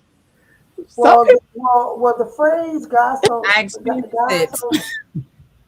I, but if you was So, loyal, get be you committed, gonna loyal get to what? you gonna go to work so that we can and you pay this gonna get up bill. and make sure the bills paid, Yes. But okay, so that's what I'm trying to say. How come loyalty is so absolute, but love, y'all got all the other versions too? because Because love is love subjective. has been, as we have grown up, has been distorted, has been And manipulated. loyalty hasn't. I don't think loyalty you could go across the Yeah. board with loyalty. I feel like you could go across the board with loyalty and ask anybody, and they will come up with the same things. They will not do the same thing when it comes to love, because love is almost like It's a debt. conditional. It's So a then so then what you're saying then, if I can like I understand. said, when you give love and you show love, you get that back. No, you don't. No, you don't. When you do That's what? I'm sorry, say that again. when you said when you give love and you show love, you get that back. No, you don't. That's why people get divorced. Well, no, no, no. And so that's the other thing too. The one thing that love never promises is it in return. I said try to give it, and I did not say you absolutely get it. So let me clarify, That's and the I problem. You appreciate can't that. try to loyal me. No, You no, can't I try to appreciate loyal that. me. You can Yes, you try Right, to can hurt right, because me. right. people have misguided loyalties, and so that's But you I'm just loyal, saying we I'm loyal to saying that I don't believe that loyalty gives you more absolution than love. I think they're both subject to being I flawed. disagree. I think Yeah. love I is agree with that. I think love is an idea. I'm sorry. I do And too. so is loyalty. Yeah, yeah, and loyalty has limits. Yeah, yeah. Today, Mike Pence went against Donald Trump for the very first time. Loyalty broken. And Almost what like a what do you think what took that to happen? Why do But you think even with this? loyalty, when loyalty is broken, now that is an absolute. You know when that's broken. Love is a totally different. You be Love, like, what just happened? We was just in love yesterday. I yeah, mean, everything was fine. Well, uh, see, Who got men that's who but, been with men didn't even know they pedophiles. right, but that's betrayal. I mean, something But like I'm that. just exactly. That's what saying, I'm the saying. love you blinded by. But you know when love is broken, and Charles just told you when love is broken, when Oh, love breaks just really? like loyalty. No, No, when love breaks just like loyalty, guess nah, what that is? A I disagree with betrayal. that. I You've been Yeah, disagree. married for you know exactly when love is broken. But here's the thing about love. No, That's why I you go know back. when loyalty is broken because You know when it was love is broken a long broken. time I know. and you you know didn't when come to that loyalty is conclusion. Unfortunately, I You know didn't when come both to that of them. conclusion right away. What did Bonnie say? She said Mike Pence for the first time broke his loyalty. We knew it right away. There was no confusion. There was I no understand, misunderstanding. but With there's Right. no love, confusion you in kind love of either. you're it's not gonna really linger on. sure. You kind But see of get that, it but then, two, but three more that's where I go times back out of to. it.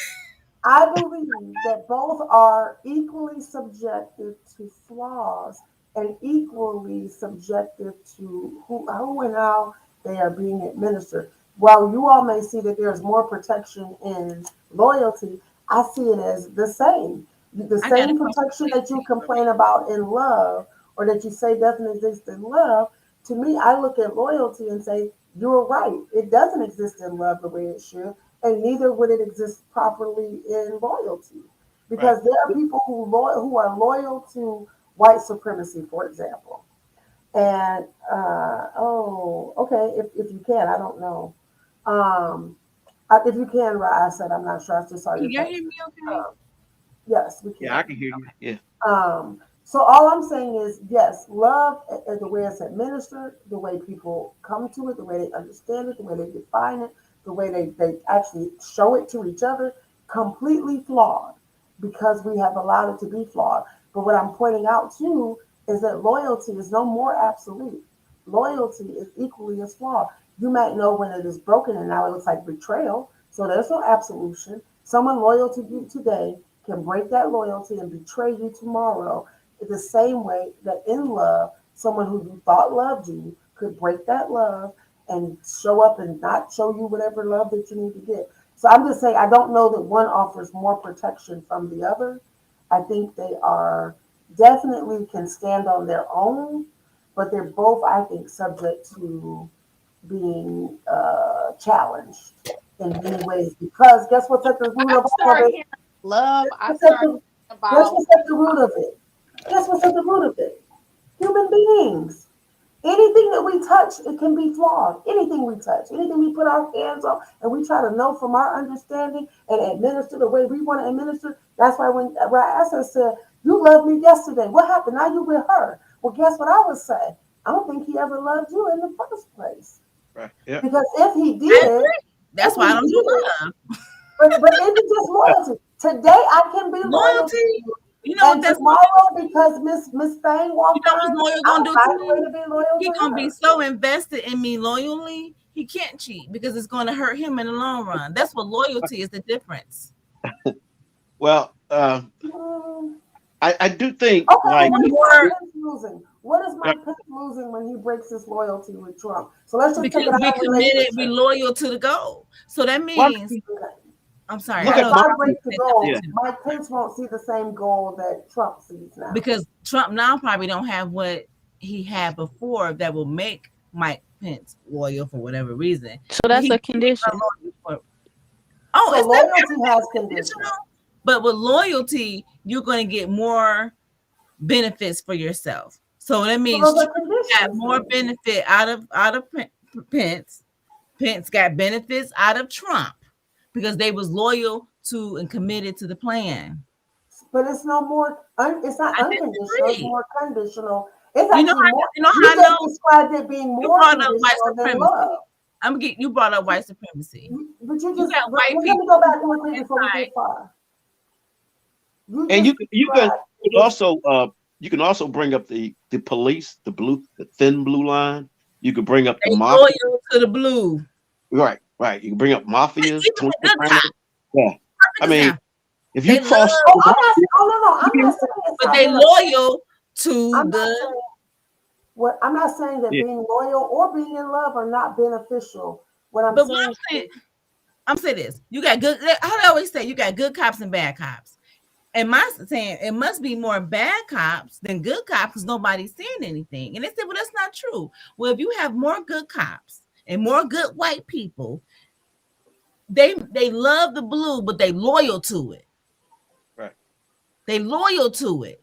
They might not even love the blue. They might hate racism. You got teachers say, "Well, I don't want racist kids, but if I love black people, I might get killed." So guess what they're going to do? They're going to be loyal to the code. They may not love the code. They you got white people who might want to help black folks, but they can't because they know they're going to be called a nigger lover and they're going to be ostracized from the white community. They might not even love it, but guess what? They're loyal to it and they Yeah, will do nothing to replace it. That's the right. difference. He may not love me. He may let this. I don't care about it. But he's loyal and committed to making sure these bills paid, making sure we good. That's the difference. That's the whole. If you brought Well, up white supremacy, that's yeah, how it works. They don't but love it, but they yeah, loyal to it. they loyal to it. But And it's consequences. It's consequences to not yeah, being loyal. right. It's And the consequences too consequences to of Prince. not having love too. That's the Yeah, difference. You yeah. can love There's me a all day long. yeah, But Keep I it think people can. real. I think a person can go without love and Yep. live on loyalty And live off about. loyalty. Yep. mm, Facts. They don't need that. I don't need your love. Keep your love. I got love for my mom and daddy. My kids love me. I don't need your love. Give me keep your your love. loyalty. Keep it. Well, I'm sad that the love you've ever gotten did not show up like loyalty. I'm Because I so sorry. think that's what. And I'm sorry that the loyalty that you got didn't It's always not show your up fault. like love. It's not your fault. mhm. It's the system. And during this month of relationships, it's unfortunate that if people view this as loyalty having more benefits than love, uh, you would like for the both to work together. But it Uh, just doesn't. but I'm if just wondering it what doesn't, happens when you don't have that. It When I don't. no longer, the Logically moment that it's no longer beneficial, it is no more protected than the fragileness of unconditional love. say it again. Unconditional love or conditional love, as you guys have said, is fragile. It's not, you can't trust it. It's not constant. It doesn't even mean what it's supposed to mean. And what I'm saying is when I hear loyalty, and loyalty has to have, the benefits have to be there. If we lose the sight of the goal, it's as fragile and subject to fragility as you all describe love. That's all I'm saying. I don't know. And loyalty has consequences. Given the way that you all said, I wouldn't Loyalty choose have either. consequences. yeah, and loyalty can have a crash Or landing. loss of loyalty, I mean, loss it of can, loyalty, yeah. betrayal. But I so mean, is it can, betrayal in a Love. relationship. yeah, You If can say I'm in love. a loving relationship and the person betrays me, I don't call the betrayal love anymore. I call it betrayal. If a person is loyal to me and they know and they break that You're loyalty, I more call that likely to get betrayal. more long. You're more likely to get more run out of a loyalty, in my opinion. well, it's That's the death my sentence opinion. after you The break. depthness of it, I Yeah. guess. Maybe. So Um, you think that people are less likely to want to break a relationship built on loyalty than they would want to break a In my relationship opinion. In built my on love. opinion. In my opinion. I can love you What, all day long. Yeah. what does a fake loyal relationship look like? Non Someone who actionable. pretends to be loyal. Non actionable. Non no tangibles, no nothing. Because love is just like this thing. Like everybody love definition of love is whatever. Loyal means we You have a know, it's got goal. some it's got some definite things Or to it. even like you got two It's not a crackheads. whatever. We got two crackheads or two drunks or two college students Mhm. or two nerdy kids, and then say they're committed and they loyal to that thing. But when once that person love had nothing to do with it, because love is Oh, this yeah. euphoria, endorphins, like it's interchangeable and it's conditional. But loyal has a whole Yeah. frequency Yeah. So But that when I you think the but when you say it's that might be conditional, a little you're yeah. higher. actually Now speaking if love in is a not relationship, conditional. yeah. It's not supposed to If be. I'm And in a it business isn't. with you, I don't gotta love you, but I'm loyal and Right. committed to Right. the contract. God It's damn a it, business. Yeah. ain't No, got it's nothing to two do with different love. things. This Listen, contract, I'm loyal to you and I'm committed to this doggone contract. I don't love you. I don't even like you, but I'm And committed that's to this that's true doggone contract. to the black sororities and the black fraternities, aka and the alphas. Yeah, they're loyal to their sorority. They're loyal to their fraternity. But I think you would strive to have love and loyalty because to live with a person who's just a provider, like a robot. Uh, Make sure the food is on the table. I'm good. Make sure your car got gas. Make You sure the bill is described paid. my You know, kid. hey, we're good. We can go places. Yeah. Say it again, But Bonnie. said it. I said I said to he describing my kids. Take me here, take me there. yeah. I need to go.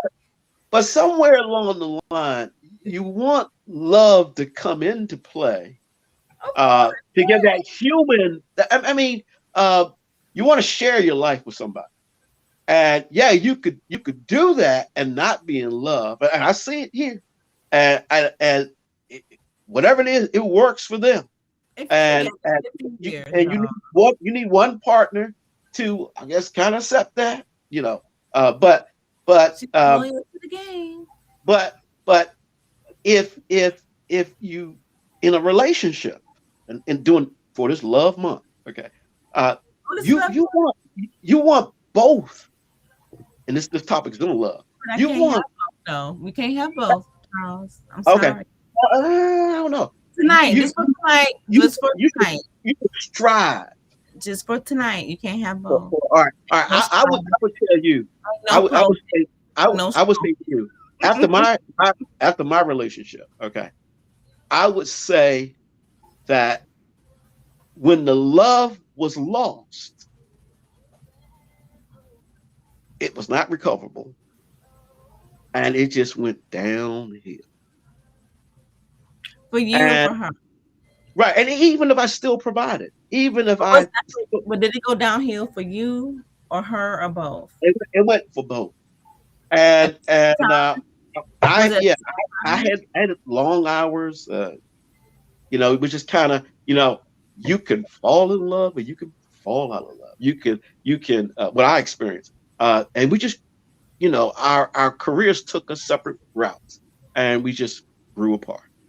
Um, but I still make sure everything was paid for, bills were paid, cars had Mhm. gasoline in it, groceries, refrigerator full of food, uh, didn't help.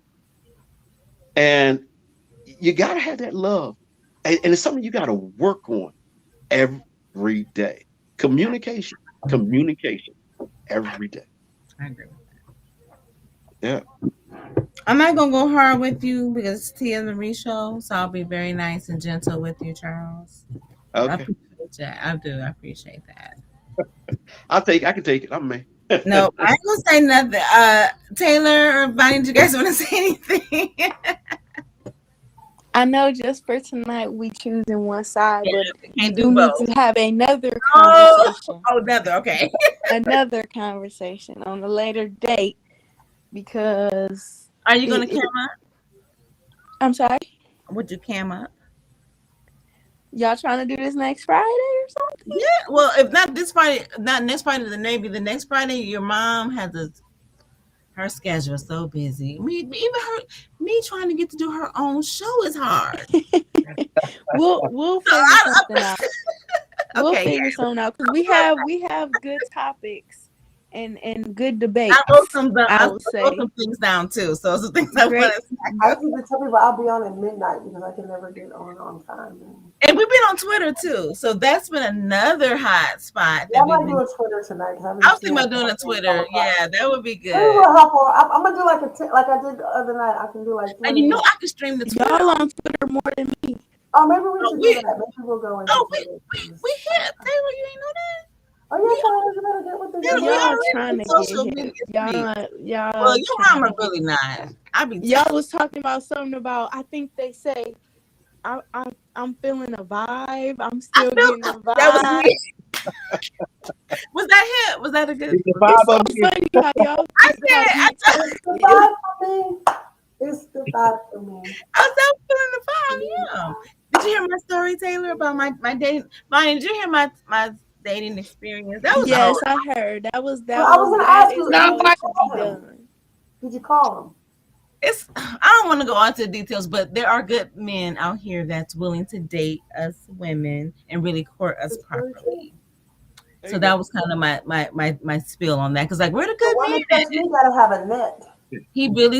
I don't even know this guy, so it was very nice and I appreciated that. So we can talk about it The on part our the show. part that I love is that he gave you the option. He didn't pressure you. He You didn't like that? corner you.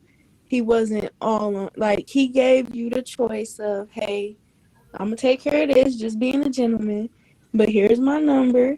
Yes. So if you do want to continue to date me or Hear it talk to again. me or see me again, here is the way to see me. So I actually truly believe that more men should take notes from him because Now, Sniper, sometimes women don't want he's all that older pressure too. or So you think that means he's older? what was that? He's older. You think that mean anything? What, the fact that he's older? Yeah, he's like. I mean, guessing he's definitely probably upper 50s, early 60s.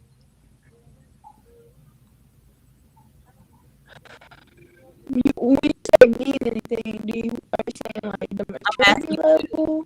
right? Like for you as a 22-year-old young lady, would that be uncommon for a young person to do it, or would you like would that just be across the board as men, like generally, like Oh, like my day, like my generation, yes, like you think around somebody my could age. do something like that? There, it wouldn't be a regular thing. It would be like every blue moon. Okay, I'm not but it I would be like okay, I see what you're saying. Right? Okay, it cool. because that's why I said I did appreciate the fact that he did leave the note behind. He took care of the bill for you, and then he left the note behind. Like, I'm interested, but I'm giving you the choice to decide if you're interested. That's what I said. I respected that because at my age, guys be like, "Oh, dang, you cute," da da da, trying to just talk to you and say all this stuff. And when you don't show interest, that's why I didn't like you anyway. I didn't want to talk to you. They say other stuff. I'm keeping it. I'm sure they. Oh no. They say Well, other stuff, but it's like you put all that pressure on me. I might not even be interested in you. And then when I don't express interest back to you, oh, now I'm this, now I'm that. Now you didn't even want to pursue me, but it's like you were just calling me cute, fine. Let me get your number, all that stuff. So it's very different. But I'm not saying it's all guys at my age are like that. I'm Yeah, with I'm you. not saying. Yeah, I'm with you. No, I'm because I had good experience when I was young. I've heard horror stories, when I was younger, but I've had pretty much good experience with men. So, Bonnie, did you want to say anything before we close out? Y'all can stay on. um I'm going to close out, but I mean, you guys can stay on if you want to. no, I just think that we're in a state I think. Somebody put Your scripture phone, in there. your phone is breaking up a little bit, right? Oh, Ronnie in that dead zone. I don't know why I'm right by the damn box, Are but you? You right there in that little spot. I can never get no signal over there. Oh, sister, by the way, thank you. I got my shirt. I meant to tell you I was wearing it today. oh yeah, I brought that a long time ago. Anyway, um, it might be marked down. Oh, and I Anyway, wore my I love dress it. to I the love church. it. I wore my dress to the church I saw. I literally tried to take this dress off the mannequin, but I wore my dress last week and got a lot of compliments on it. oh, no, I just would hope that, and Taylor, I'm aware because I've talked to my own daughter about how to deal with young men who don't know how to deal with rejection. Mm. That's what that is. That's that Mhm. piece. In terms of the love and loyalty, I think that we just have one perspective of what that is. And all while I was growing up, the same thing that probably most other young people do. And I try to talk them out of it, but it's kind of inbred in us that by the time you turn this age, you should be doing this and you should be this successful and you should be doing this. And me and a friend of mine, we really have been like talking about things where back a few years ago, I thought success looked like this. And now I look at success totally different. And I don't measure it by a job title, or I don't measure it by the kind of car I have or how much money I have in the bank. And that's how I look at love. And is that, there are several definitions, in my opinion. I see a little Bible verse there, but there are several definitions of love, and I think that we have been taught that it looks like this, and if it doesn't look like this, then it's not love, and that's where I disagree with. And same thing when it comes to marriage, that marriage is supposed to look like this. Oh no, absolutely not. That I'm that's writing what. that down for a But topic. didn't y'all just say all the ways that love didn't look like something? So then, so you know what it's not supposed to like, then what do y'all think it's supposed to look like?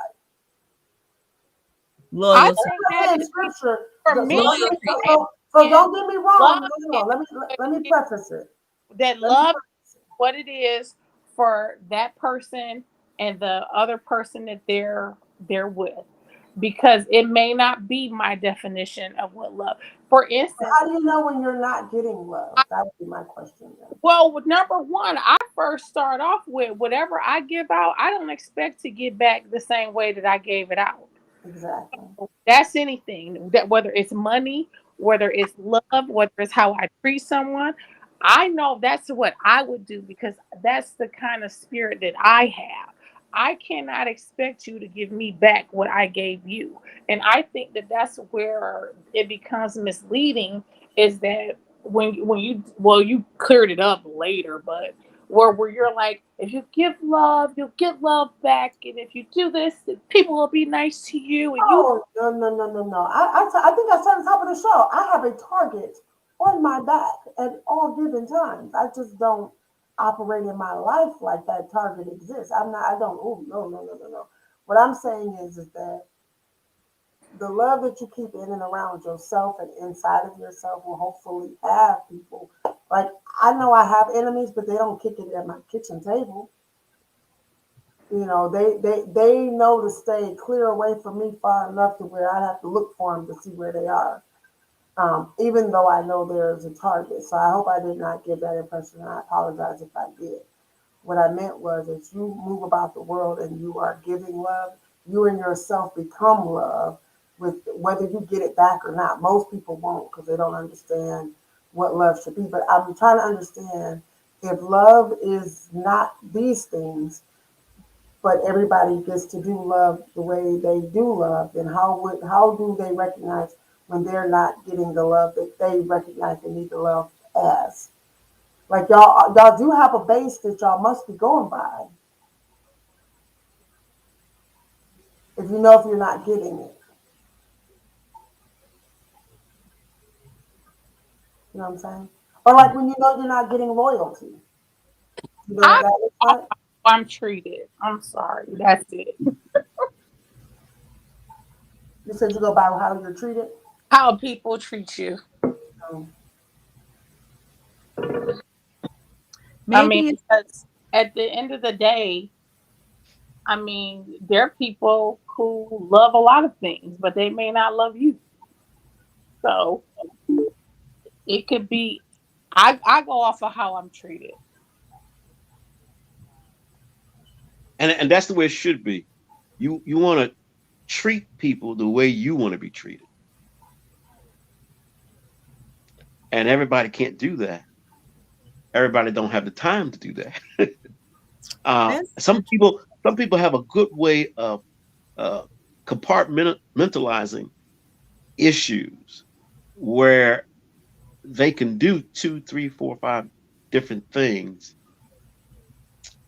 and may not give enough time. that would be me, Charles. Yeah, yeah. And so what I found in my relationship was the time spent. Well, the lack of time spent is So you what needed kind more of broke time. our relationship. Yeah. And you gotta spend time. You gotta Yeah, I don't want the leftover you. say it again. I Yeah, said I know. the leftover you. I don't want you giving your all to everybody else, and then Right. left. And Oh, and and actually I okay. was accused of that. I spent all day at the Oh, government, come home and spend all time with the community. And she said, "Oh, I wish I was out there in the community. I probably get treated better." I got all kind oh, of, but it goes both ways. Um, and it was, some things that my significant other did that I didn't like either, and that's probably where the loyalty thing came in. But when there's separation in a relationship, there's always the opportunity for someone to fill that space. So so you got to keep that in mind. And if you don't take the time to fill that space, somebody else will. So thanks. Oh, where my that's gunshot at? yeah. so my wonderful daughters, who just must either get me or maybe they don't. I don't know. But I thought it was quite funny. Taylor will probably remember this. They called me and left a voice message, and I still have the voice message, by the way. And on the voice message, Cameron says, "Hey, mom, give me a call." And then they rumble in the background and they go, "No, no, no. Say you're like a person in the community." So Cameron goes, "I'm a woman in the community who desperately needs the help. I have 5 kids and can't feed them. And we need some help in the community. We're experiencing racism." She called me right away. Here's my number. Call me right away. I do remember You that. remember that? It I was do. so funny. But true and funny, but that also meant that my kids are Oh, that's pretty good. part of. Because, I have people ask, so one of my friends was texting me, he's like, "You have to have self care. You can't fight racism all the time." And I'm like, when are you not fighting racism? Oh my God, I want to know that life. When are you not fighting it? When? How? How is that? Obviously, not on this doggone podcast because I was trying not to talk about it. Okay, but I, when is it like so, what's his name Kenya Barris from Blackish had a show called Black AF, and every episode he was like the first episode because of racism, and then the second one no because of slavery, and he said the next episode yes still because of slavery, then like the third episode Wasn't he that's married right, to a white woman? huh. Wasn't he married to a white woman in Blackest? Yeah.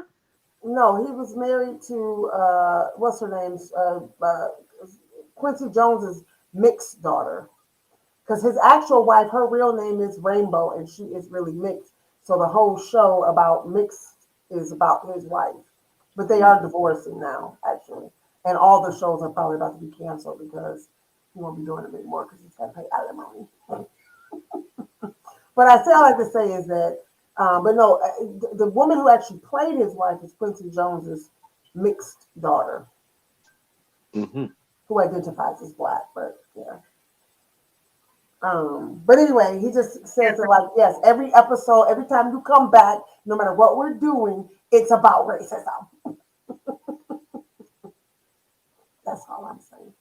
All these black, strong black men leaders fighting for the community got all these mixed wives. Yeah, that is a problem. And They see don't that want contributes. us. They don't That, want us. Bonnie, yeah. they don't want to hear that part. They don't No. want us. They Um. don't want to hear that. They want to hear they good, and we talked about that earlier. How the black men are not showing up in terms of the marriage rate. They say they want to be married, but the numbers don't show it. So somebody saying, White Cap, women. they don't like black women. They don't even like black women. Now I Mm-mm. wouldn't say I would. So I heard you say that once before. I'm not sure where you got that from. These might be immigrants who are saying this, but I think the majority of black men, the brothers I see on HBCU campuses, uh, and in the neighborhood here, uh, no, they love their black women, and I know there's a tendency, a trend for wealthy black men, whether it be in professional sports or in industry in corporate America, uh, to tend to have a white model on their arms.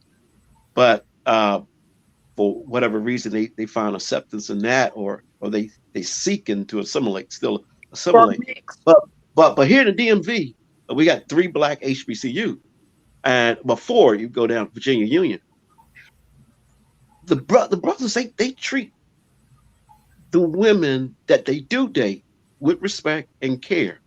And Ross said you would find good eligible black men here in the DC area, that you found up there in Detroit. But uh, for those people, for the most part, who's saying they don't date black or they don't date darker skinned women or just that, they're not Americans. They're not ADOS, or they're not uh, uh, uh, BFA. They're not from this country. Most brothers that I come in contact, and guys I go watch football games with, go to the bar, catch a basketball game, or play hoops with, they're mostly they love their black women. I And would agree so with that. uh That's I will say this. I used to be over our middle school and I took them on a trip once. And on the bus I just happened to be sitting in front of two young men. And they didn't know I was ear hustling to their conversation, but to their credit, they were saying that we high maintenance. Okay. Our brothers were saying that. Yeah, these young little seventh and eighth graders, and he was like, you know, they want you to get their nails done, they want you to get their hair done, they want you to get, give them money for this and give them money for that. And so me and my friends were just having a conversation about how we're raising our girls to be these little princesses, and that's not what the real world is, because people aren't raising their sons to be kings. So, you know, there's a disconnect there. totally yeah, disconnect. it is. Yeah. And I think society does that. Uh Social media. No, I'm going with baby boomers. No, can't blame that. Can't blame that. I'm sorry, Oh, Charles. I gotta have some fun somewhere. Y'all not really letting me have any fun tonight, so I gotta put it somewhere. So, but no, these young ladies are killing themselves from social media, from I what know they that perceive too. to be as attractive. And yeah, yeah, sisters look bad when they got the hair froed out, they got the nails and toes done. Uh, but we're not asking them to be like a white. model on a white Okay. magazine, you know, uh, and and sisters who work out in the gym look fine. Um, sisters that I see every day in the grocery store, bad as can be. Uh, He's single and so, not married. well, I'm just saying, I live in a I predominantly black that community, and I tell you, when I left Northern Virginia, predominantly white community, and came to Maryland to a predominantly black community, I said, damn, this is what I've been missing. you know, uh, it's a lot of beautiful black women around here in my community in Prince George's County. And if you go to Harlem, you go to Atlanta, you go to Oakland, California, Los Angeles, uh, Chicago, and then Detroit, unless it's gotten so gentrification that you don't see it anymore. And DC is getting gentrified, so there are lesser They're blacks in DC as there was before. But there are a lot of beautiful black women in Baltimore and here in Prince George's County, and I mean they bad and they fine, and they don't have to really do too much of anything. Brothers like uh, and they work at all different levels, and they take blue collar jobs as doing well. it, but So we're not uh, married. Y'all not marrying us because men propose. yeah, Men choose marriage. Women choose sex. You saying this, but the numbers are not there. the numbers not there. Yeah, and the numbers don't lie either. You have the data on that. I can only say that some brothers probably are not as educated, and yeah, that is true. As black women, uh, black women got it going on. A lot of them got their own businesses. They know what they want, and I They know. they Look say at that what black happened men are not to, competing. look what happened to Janet Jackson. They say black men don't The compete. man cheated on her. So, look, well, Jay Z cheated on Beyonce. Yes. So what is all the hair and the nails and the It ass don't mean a injection? darn It thing. don't mean nothing. And that's like and all well, the yeah, those were. I Go would give say me I would love, say give me loyalty. yeah, That's my those were hope. broken. Yeah, those were. But first of all, it wasn't based off of love, and it wasn't even based off of loyalty. Those were broken relationships, Says and who? But we can't say that because what if they really had every? I mean, because we're not in there.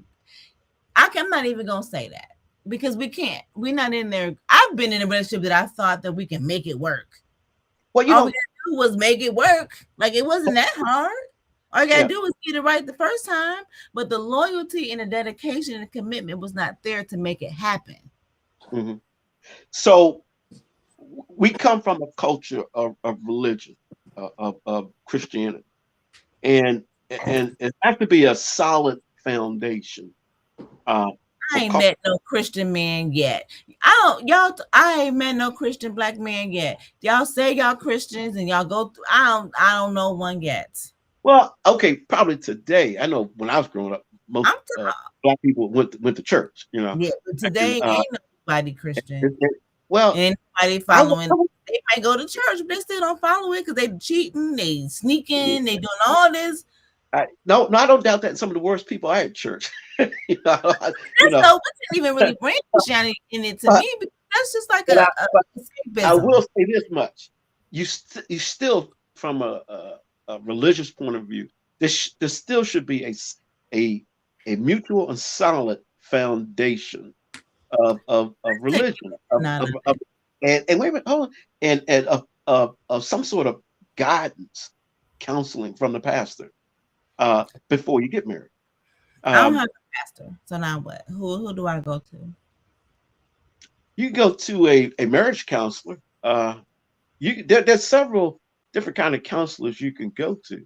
We went to marriage counseling. It didn't help us, but I mean, the result Did it was we help still you go got a individually? divorce.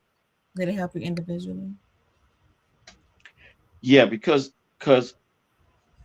she was surprised at the way she took the marriage. I was a little surprised. I know that I allowed too much space in my marriage, and I know that um, That's real talk, Charles. That's yeah, Don't give me no space, Charles. I'll be down the block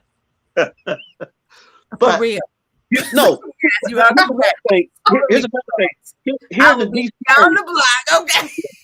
but here in the DC area, you get caught up in these government jobs, and these jobs just push you right up the chain, and you get even more caught up and more engaged, and you just get caught up in being in the environment, in the excitement, in the rat race, so much where I fell asleep behind the wheel. I got caught up so much trying to keep up with everything, and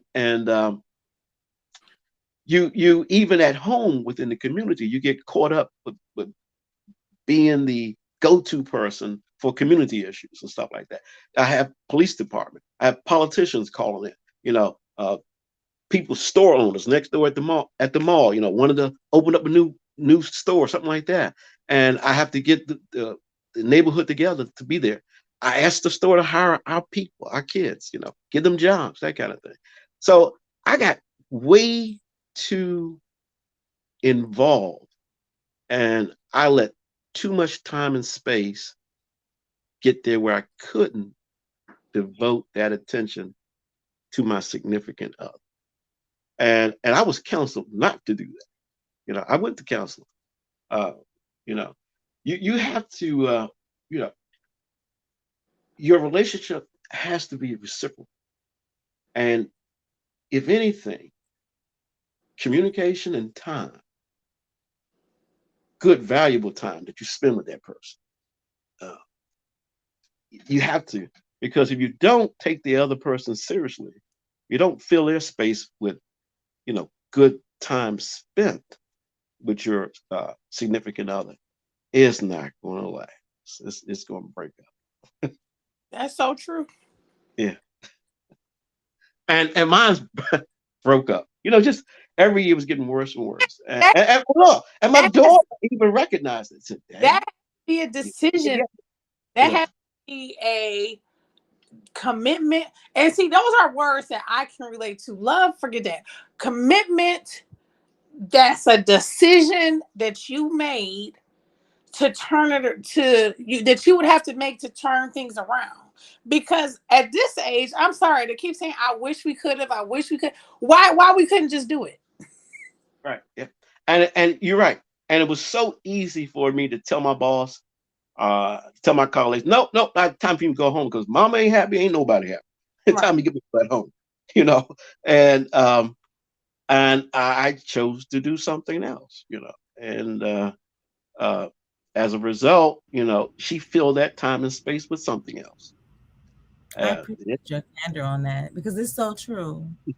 And that was going to be my topic, T. Marie, on what um what I would do differently in a relationship. And Charles, you really laid it out. I appreciate that a lot because it's true, right? So, yeah, and I'm with you, Bonnie. Why we couldn't do it? Because somebody didn't want to. Right. That was a choice made. Yeah. Um, I yeah, just watched. Well, not just watched, but I watched this movie, and it just sticks in my head what it was. It was the movie T I tried to get you to watch called Undoing on HBO Max, and it was Did you watch it with what's Donald Sutherland and Nicole Kidman. yes, I watched it. I watched it. Okay, so do you remember the part where, I mean, the father had tons of money. Of course, she grew up around money, so that wasn't an issue because they had money. But she was more upset about her marriage failing because of what she saw from her parents. But then she but And then her when he told parents, her what she was seeing okay, wasn't can I tell the story? oh, I'm sorry. Okay. I thought we were dialoguing. Sorry. So part of it was she was like, the father says, she was like, you and mom, you were always bringing her flowers and jewelry and, every day and doing this and that. And she said, you had the perfect marriage. And he was like, no, we didn't. He said, I would bring her that stuff because I was cheating on her. And that was the only way for me to get back into the house. She never wore that shit. She never liked the flowers. Yeah. Do you see how just that one perspective of things can make you feel like you're a failure in your own marriage because of what you saw your parents doing? And he broke it down to her like, no, we never said anything to you like we were having issues, but that was my way of getting back in after I messed up. Yeah. And that does happen. Yeah, I remember growing up as a kid in Arlington way back in the 60s. And my dad, he stayed out late with the guys, with the fellas. They come back in the house at about 4 in the morning.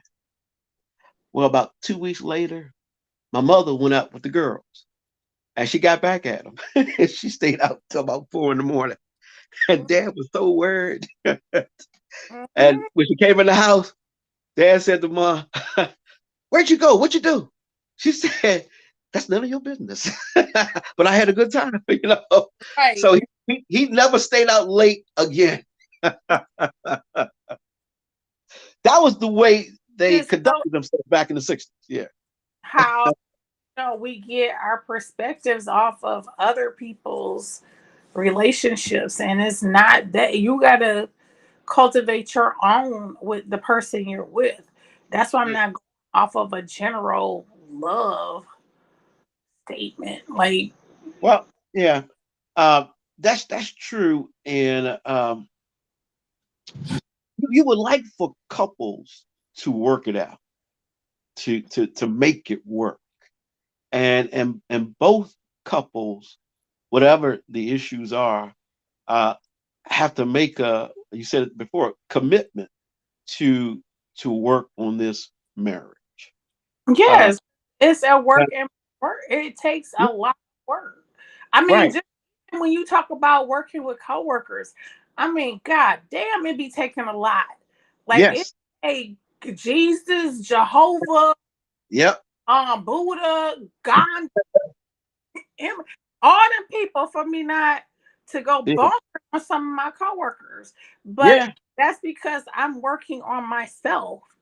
And I Mhm. have to say, you know what? Is that's not even that important. That person might be going through whatever they're going through. But in terms of relationship, that takes a lot of work. And I don't think that nowadays love just ain't enough.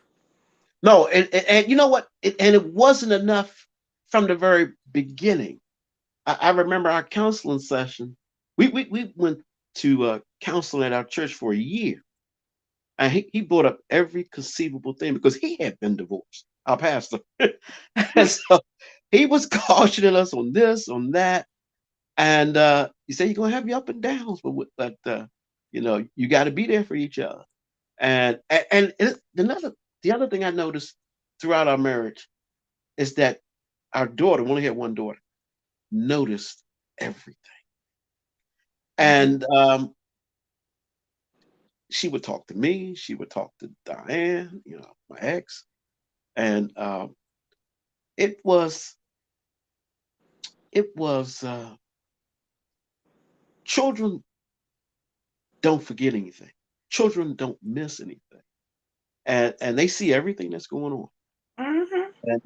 and they see when we argue, they see when things aren't going well, they see when one person is disappointed, uh, and children would like for uh, a two-parent house to be, just fine, everybody's getting along. But in reality, it doesn't turn out like that all the time. And you have some ups and downs, and uh, life comes into play, Yeah. and and people, both sides make decisions. Sometimes not too good decisions, poor decisions, and that have real consequences. Right. And yeah, so I learned my lesson. you know, don't get so caught up. Uh, no matter how exciting the job might be, uh, if you can't share that, with your significant other, or some kind of way include them in the process, which is kind of difficult for a lot of jobs. But uh, But they, that's they the thing. Like you have people who are all caught up in the church yeah, that your spouse may not be that religious or whatever. We've been watching this movie called The War Room. That's the only reason I've been bringing that up. But um, it's just it's about, in my opinion, period relationships. mhm, How do you relate with other people? Because we're just now introducing that there are freaking toxic people in relationships. There's fucking people that's gaslighting people. There's yeah, narcissism. There's yep, mental, like you gotta throw all that in when you talk yeah, about their relationships to me. right. And the relationship should be healthy once you establish the relationship. And again, it's comes to communication. You set the grounds, and you set your boundaries, and you talk every day uh, on what you're doing. I think a lot of misunderstandings comes when there's that lack of talk and lack of communication. And if you could close the gap on that, and if you have kids, definitely be in your kids' life.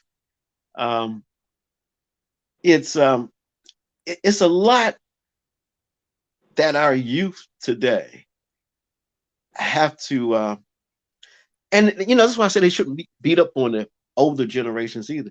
They need to The youth today need to also listen to their elders and parents, take some notes, and they can learn and then move on to what they're working on today in this new environment, and they can adapt to new things here. They get their information different from the way we used to read the newspaper or listen to the radio. Kids now, everything is on their phone, and uh, and you got different kind of apps for this and that, and they got different kind of what you call it, private channels that you can communicate on now too. That can be encrypted. Or Um, trying to so flip somebody. yeah, so it's Whatever. just they're in a definitely different environment than what we is, that's why I'm so proud of my nephew out in Oakland, California. He when he teaches, he goes where they live in the hood, and he teaching that kind of environment, and he tries to go to their level of understanding. And with today's kids, they're definitely getting more information than what we had, but there's still some basic principles that about for people who are educators, who teach in the schools, and who are leaders in their community, who are pastors in the church. There's still some basic fundamentals that all families should have and instill in their kids, and and it can't be so hip that you can't talk to your parents or listen to your But grandparents. Yeah. problem is that, well, there are two. In my opinion, there's two problems with that. One is a lot of parents who had kids young, and so you're trying to be their friend. That's one. That's one of the issues that, as an educator, I found that there's no difference in talking to you than to Jim. Okay, so Mhm. that's very hard to find. My best educational years as an educator was when I worked for 5 years at the Wayne County Now Detention Facility, where these Mhm. kids were not around their parents, and that's where you saw the the difference. Even though they were in a lockdown type of situation, you weren't sending them, you didn't work with them for 8 hours, send them back home to dysfunction for them to Mhm. come back, and you have to reprogram them all over again. Right. It's that That's yeah. we we don't remember that as teenagers or as young people, our generation, your generation expressed themselves a certain way that your parents didn't like. We expressed ourselves in a certain way that our parents didn't like.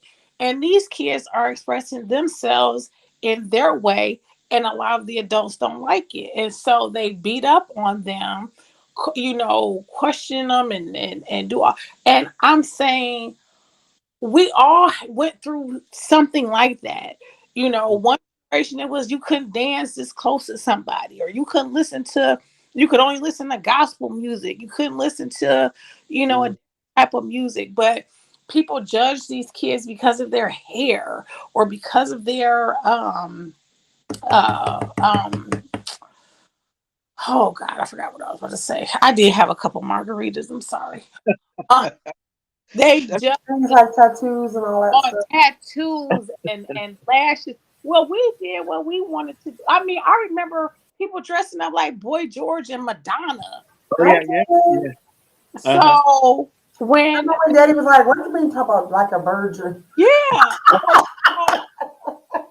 you You better be a virgin." know, these kids are, and even I don't think people forget though about it. I think we do. I think we remember and we forget. So to your point, yes.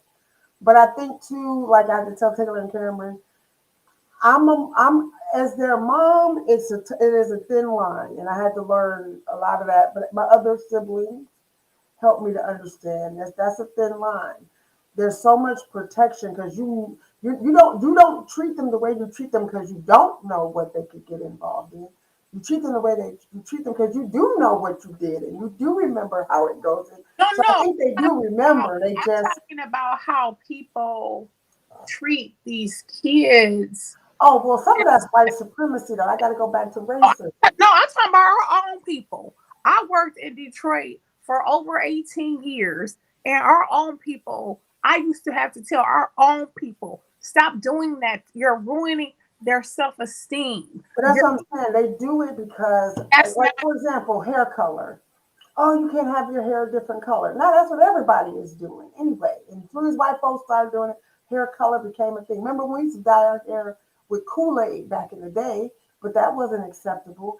Saying that you're gay, you couldn't even talk about it. Now it's acceptable. So I think people are wanting to be part of the societal norms and don't see that you are actually debilitating that child from being expressive.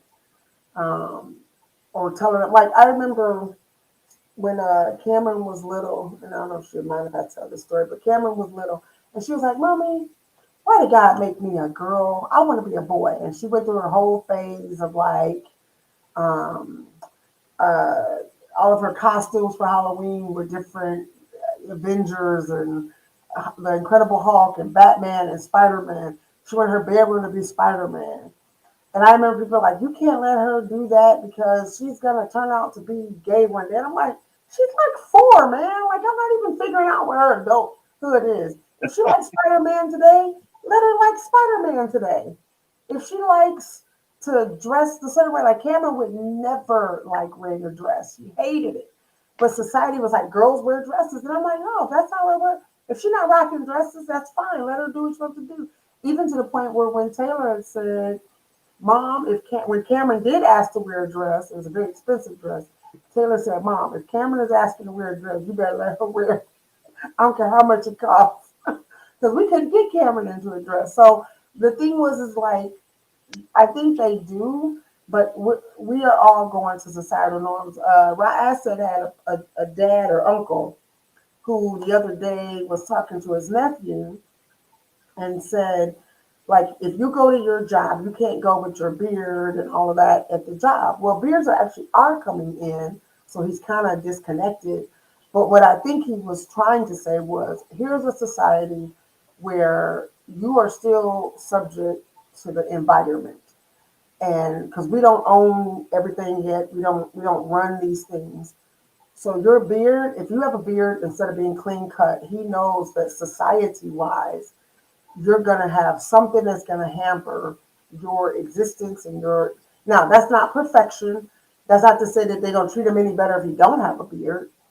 But I think the uncle was just trying to tell him, like, yeah, you can go with a beard and down here, your hair like however, and all of that. Just know you might not get that job. And I think that's what is actually in their mind, even though it's ill placed, they don't really understand that. Like Raasa was saying, hey, why don't then you knowing that encourage him to go start his own business? Don't go apply to, the U of M college or whatever. You go to build your own business, and this is how we're going to help you do that. This is what that looks like. Then you're never going to worry about how you're dressed, what you're dressed like, or anything. I'm saying both sides are true. I think our parents did it, and older people do it to young people because they go, like we say, oh, do you have a baby? If you have a baby as a teen, most people say, oh my God, your life is ruined. Well, no, it's not. We see a lot of women who have young kids and their life is fine and they figure their life out or whatever needs to happen. And some don't. But this automatic negative connotation because they had a child, again, are you also a bad parent? Because that's what makes it bad for the child is your bad parenting. And any parent can do that at any age. So I think what you're saying is both. It's both and. Um, You here in Prince George's County, we're really having a crisis with our youth in terms of love and respect for each other, uh, to the point where it's like every kid is trying to outdo the other kid to videotape something and then post it. Whether it be girls beating up girls or boys beating up boys, or whether they are smash robbing and breaking into a store, 7-Eleven, stealing everything. And somehow or another, the fame from posting these reckless videos on social media has gotten way out of control. So when you look at trying to TikTok famous. I'm trying to get TikTok famous. I'm going to be TikTok Well, famous. No, I'm just kidding. I but think all trying to reach these kids, yeah. if there's a show, there's a documentary. I don't know Netflix, one of those. I don't know because I got all of them. But it talked about social media and how it completely did a 180 on what they wanted to do. Um, Mm-hmm. the convenience and a way to move the world forward and connect the people. Hmm. All it's done is cause things like that to happen. Right. And for And getting the algorithms and, and all of these I mean they are hardwired now into you. I was just yes. talking to my friend on the phone and he was telling me he had gotten his girl an Alexa video or something and my Mhm. Alexa immediately heard it and said whatever she said. And I Wow. was like, oh my God, we weren't even talking that loud. So it has it I see it and I believe that our generation or this younger generation is somebody gotta win and somebody gotta lose. Yeah, I think they and just and want to be famous more than anything because famous looks like the attention that they don't have or don't get or that they are part of something. right. And for every good thing that technology has is a bad side to it. And so on social media, there's a it seems like it's more bad people or negative people than there are good And it has people. no filter. Everything else in your life, think about it. You filter everything. You filter what you watch on television. You can switch to another channel. You filter where you go because you can go here or not go there.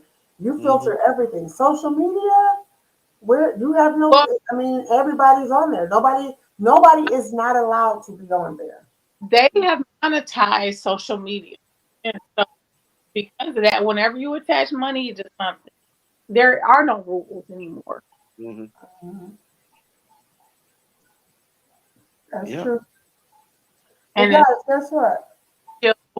still, there is some pushback to the and what they're and you just look at it today. And I said it in my head, and I know what's going to happen. Mark Zuckerberg just lost billions of dollars. Wow. He has lost millions of I don't call them customers, but users. And again, this movie tells you that there are only two types. of people who are called users, drug addicts, and people that are on social media. So I just want to keep that Yeah. okay. That That's true. those are the two users. But Mm. you know who he's losing to? No, who's that? TikTok. TikTok. Oh wow. Okay, TikTok. Okay. taking over. And so in my head, I'm already thinking, oh, he about to do something. Oh, something big is gonna happen because he never Uh, TikTok take him down. And so that's how we are right now in our society. Somebody has to win and somebody has to lose. It is yeah. not kumbaya. Everybody come together. Somebody's got to win, somebody's got to lose. And so with him losing right now to TikTok, trust Yeah. it's about to come out. Yeah. Well, I tell you, um, this is a capitalist society, and capitalism uh, means somebody has to win and somebody has to lose, and we make people rich. Definition of a society. Yeah, and and I just think it's just gotten people have become so addictive to it of the immediacy, the immediate result from social media that they like you said earlier, the algorithm, you just kind of hooked on it, you know. And I'm not sure. Well, I'm hoping that the young kids today come through on this, can get their hands around it, get control of it, and learn how to live with it, and make more sense out of it. Uh, so it won't be so controlling in people's lives. Um, but I And they guess probably nowadays, if you don't, have you that as don't have, regulation because yeah, we don't have the ability to see self-governing only works if there's self-governing on the side that's perpetuating the use of it. And they mhm, don't have any regulation. mhm, So they know the algorithm of our brains, they know what triggers it, they know every aspect of it. They've studied it and spent millions of dollars. And the casualties that come from it are expendable. Actually, it makes it so bad. Like everybody was trending the young lady, the Miss America, but like by her even being the number one thing people are trending about that isn't about, like hey, her issue is bad. Twitter and all those groups are making money off of people trending about the thing that they're trending about. mhm, And so, without the regulation that's required right, or the other infrastructure where we build up who our kids are, so that when they see that stuff, they're like, I'm not as deeply affected by it. I know everybody gets affected by it, but they're not as deeply affected by it. Is the only thing I think we can do right now to That's who combat it. parents are in competition with now. Hmm. What they say? And Do you know how much they spent last year? $17 billion using under 18 people to advertise products on social media. $17 billion last year. Just mm, last year to pay kids because there's no yeah, regulation that says how mm, much you can. And they advertise to the influencers who then advertise to the public and right, they're monetizing child labor essentially because mhm, there's no regulation on how many TikToks you can do, how much content you can put out, all of what the content should be, who you should advertise it to. Because they yeah, found we were trying to get your kids to buy cereal on Saturday morning by showing them cartoons. But how about we do one better and we get your kids to sell to the other kids that they sit next to watching cartoons? wow. $17 billion industry. Yeah, but you know that's not American money. You know that, right? That's all going to China. Don't China. nobody care that it's Oh, American or not. So that's the other thing that people confuse it.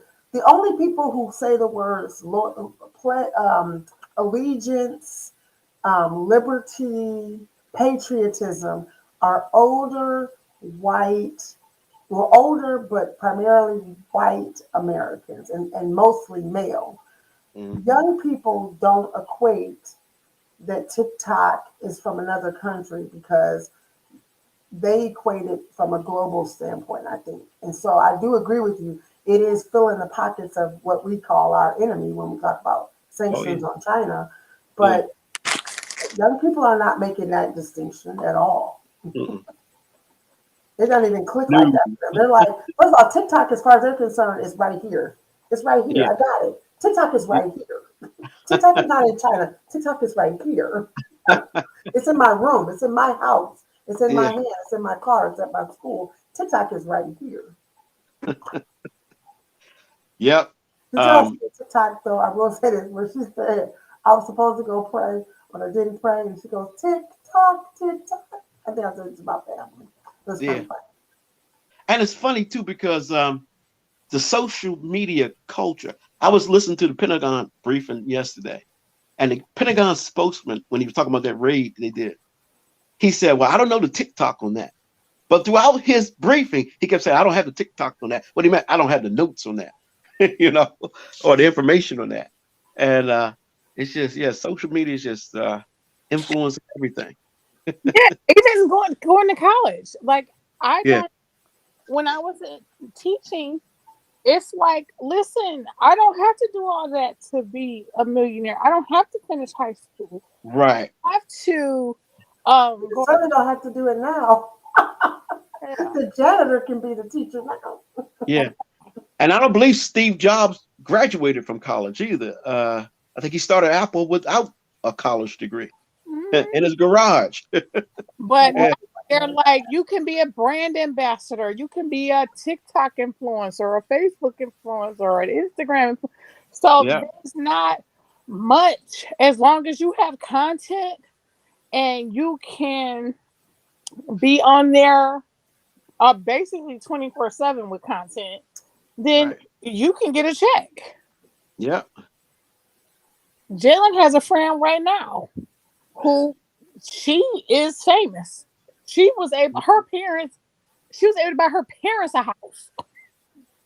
That's what I'm saying. Everything about this whole structure is changing, and either so I call it future proofing your children and future proofing your life Mhm. by finding what that is. So everybody keeps complaining that here in Michigan 350,000 people are still out of work. And they're like, what's going on? We cut off their checks. How come they don't want to work? And it is not that they don't want to work. They may not be making W 2 work, but they are getting their bills paid. And it's because they're finding global areas for that work to happen. They are Mhm. finding that they can get content and make a check. They don't have to worry about the schedules that the school or the jobs have. They don't have to worry about transportation if they don't have it. So all those barriers that used to keep people from getting a job or getting, good pay in a job, they don't exist anymore. Everybody keeps talking about all the teachers being gone. How come there's a teacher shortage? Because teachers have found other jobs. You know what the teachers here are doing? There's a group of Novi teachers, I'm trying to see, but there's a group of teachers who are creating these teaching pods where they get paid upwards of $100 an hour to do a teaching pod per child. Mhm. So the whole idea that teaching only can exist in a building with a school and a principal and a superintendent, no, the teachers are making the rules. There is no superintendent. I'm the captain now, and they're I teaching. know. Kids and parents are paying them. Yeah, and COVID kind of helped that too. Everybody's going remote, and virtual learning is here to stay.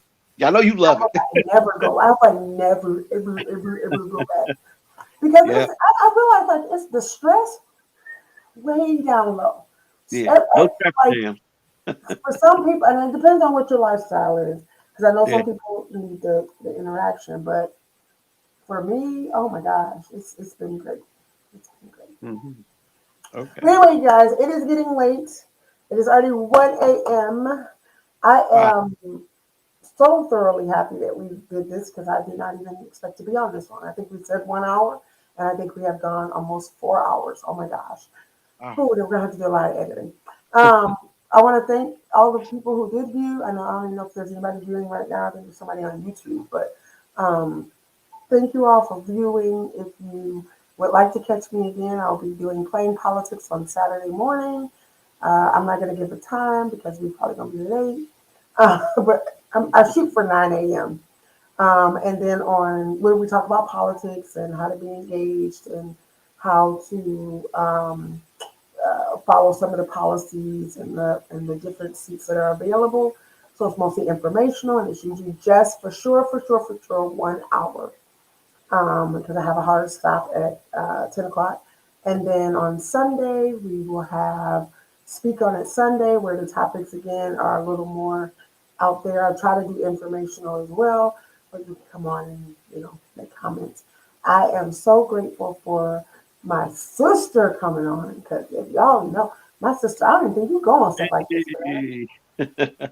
So thank you for coming on and sharing your perspective and thoughts and experiences. Always fun. Mr. Charles, thank you for joining us. I'm going to put you in the top fan category, because you've joined us on different spaces, Yeah. literally. So I thank you for joining us and helping us have a male perspective, which is not Okay. often in these spaces. So we always want to make sure we create space for Okay. that. Thank you, Taylor, who was here with us earlier. She did have to step off because it is 1 o'clock in the morning. I want to thank Aset for joining me and helping to produce He's this. still on here. Did he leave? She's still on here. She just had to dip out. She about had to eat. She first of all, to talk about the hardest working producer in the business, I'm gonna tell y'all right now, this part is the easy part because all I have to do is come on and talk. But all the other stuff that she does to make this show happen, I am very grateful, especially the marketing. I am up. So we had a goal of 100 subscribers by my birthday, which is coming up. So by the end of February, we need 100 subscribers before I start spilling the beans. And so since last week, we went from 23 subscribers to 37 subscribers, guys. So I'm really, really happy. This slow climb is like really weird, but I'm happy for it. But I thank all of you for joining us. If you have any thoughts or comments or share, you want to come on another show, please let me know. I'd love to have you. I will give my guests the closing thoughts. Charles, I'll let you go first, and I'll let Vanetta go next.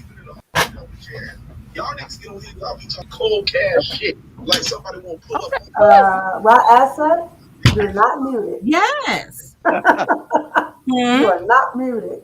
Hot Yeah. That, mic, I hot know. mic. I know. I was cutting it down. I was coming over. Okay.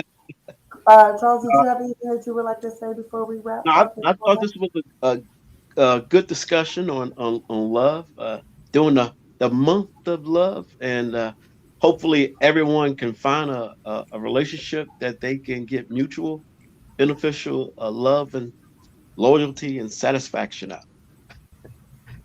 That's all I have to say.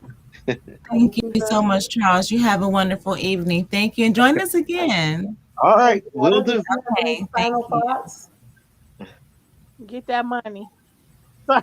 You said, get that money. That's your final thought. Get that money. Speaking of money, please make sure that when you do subscribe, you also look in the chat for the Cash App. And thank you all for those of you who have contributed to the channel. It does help us to provide this content and to get it out there and have our guests and all the wonderful things that we have coming up, which are some trainings coming up. Tomorrow I am doing a training at 10 o'clock for students on Show Me Nutrition with the Michigan State Extension Program. And then starting in March, we will have coming up, oh, we have a DEI program coming up on February 8th next week. You'll see it on my Facebook. So check me out on Facebook, and maybe I'll also put it on Twitter. And end of the month, oh, by March, we will be doing our Saturday school in a partnership with Wayne State. So please look forward for some of those things. Please let me know if you have any questions. I'm happy to have you. Reach out to That's me. virtual, or is it all you got to go to the building? The Show Me Nutrition or the All Saturday school? Show Me Nutrition is for kindergarten through fifth grade, and it is online. Just right now, we're doing kindergarten through second grade at 10 to 10:30, and then 10:30 to 11, we're doing third grade. Then in mid March, we will start fourth and fifth grade. Then right after that series, we will have sixth through eighth and ninth through 10th. I mean, ninth through 12th later on in the summer. Right now, Vibe Credit Union is helping us. We're in the lead in our category for our hero category. Feed the Need is currently the hero category for the Vibe Credit Union, where you can go on and actually vote every day on all of their social media platforms, and we need you to share it on all the platforms.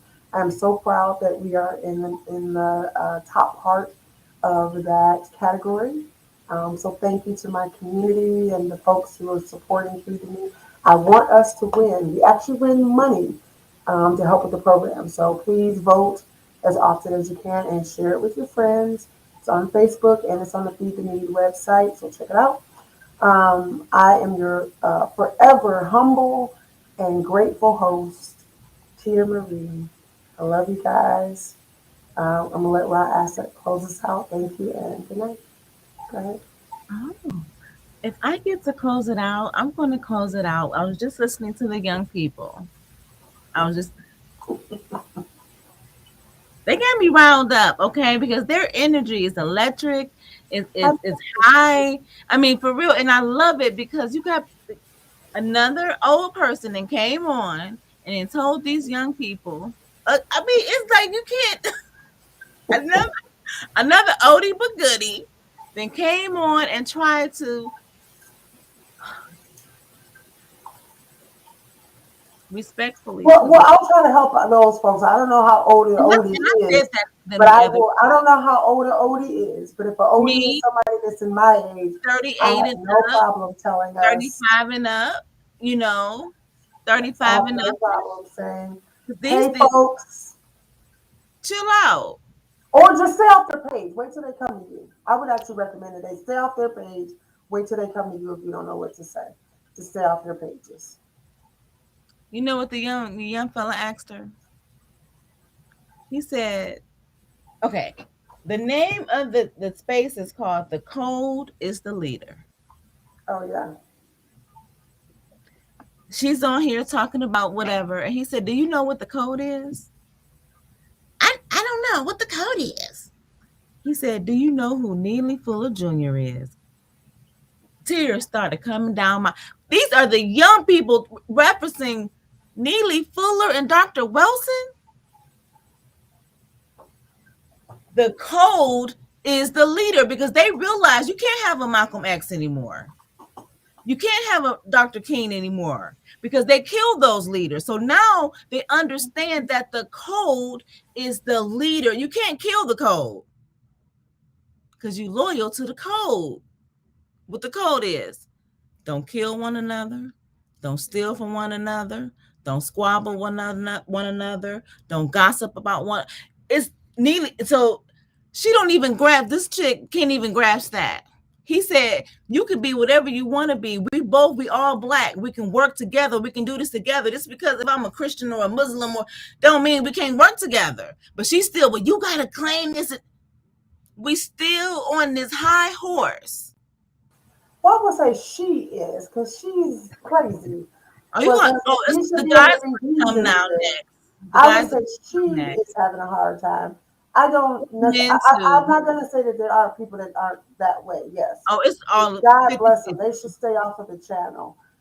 I would say I'm that excited to know that young no, men know what Neely Fuller and talking about the code. They're talking about creating a code where we're not. They don't even want to argue with these people. They're trying to speak that's what civil I'm with saying. They shouldn't. They should just go. and they Thank you, ladies. understanding. I'm loving it. I'm so excited. Mhm, I'm so excited. I'm so proud of them. Like I said, I'm so proud of the FBA young brothers. They stepping mhm. up. They showing They are. class.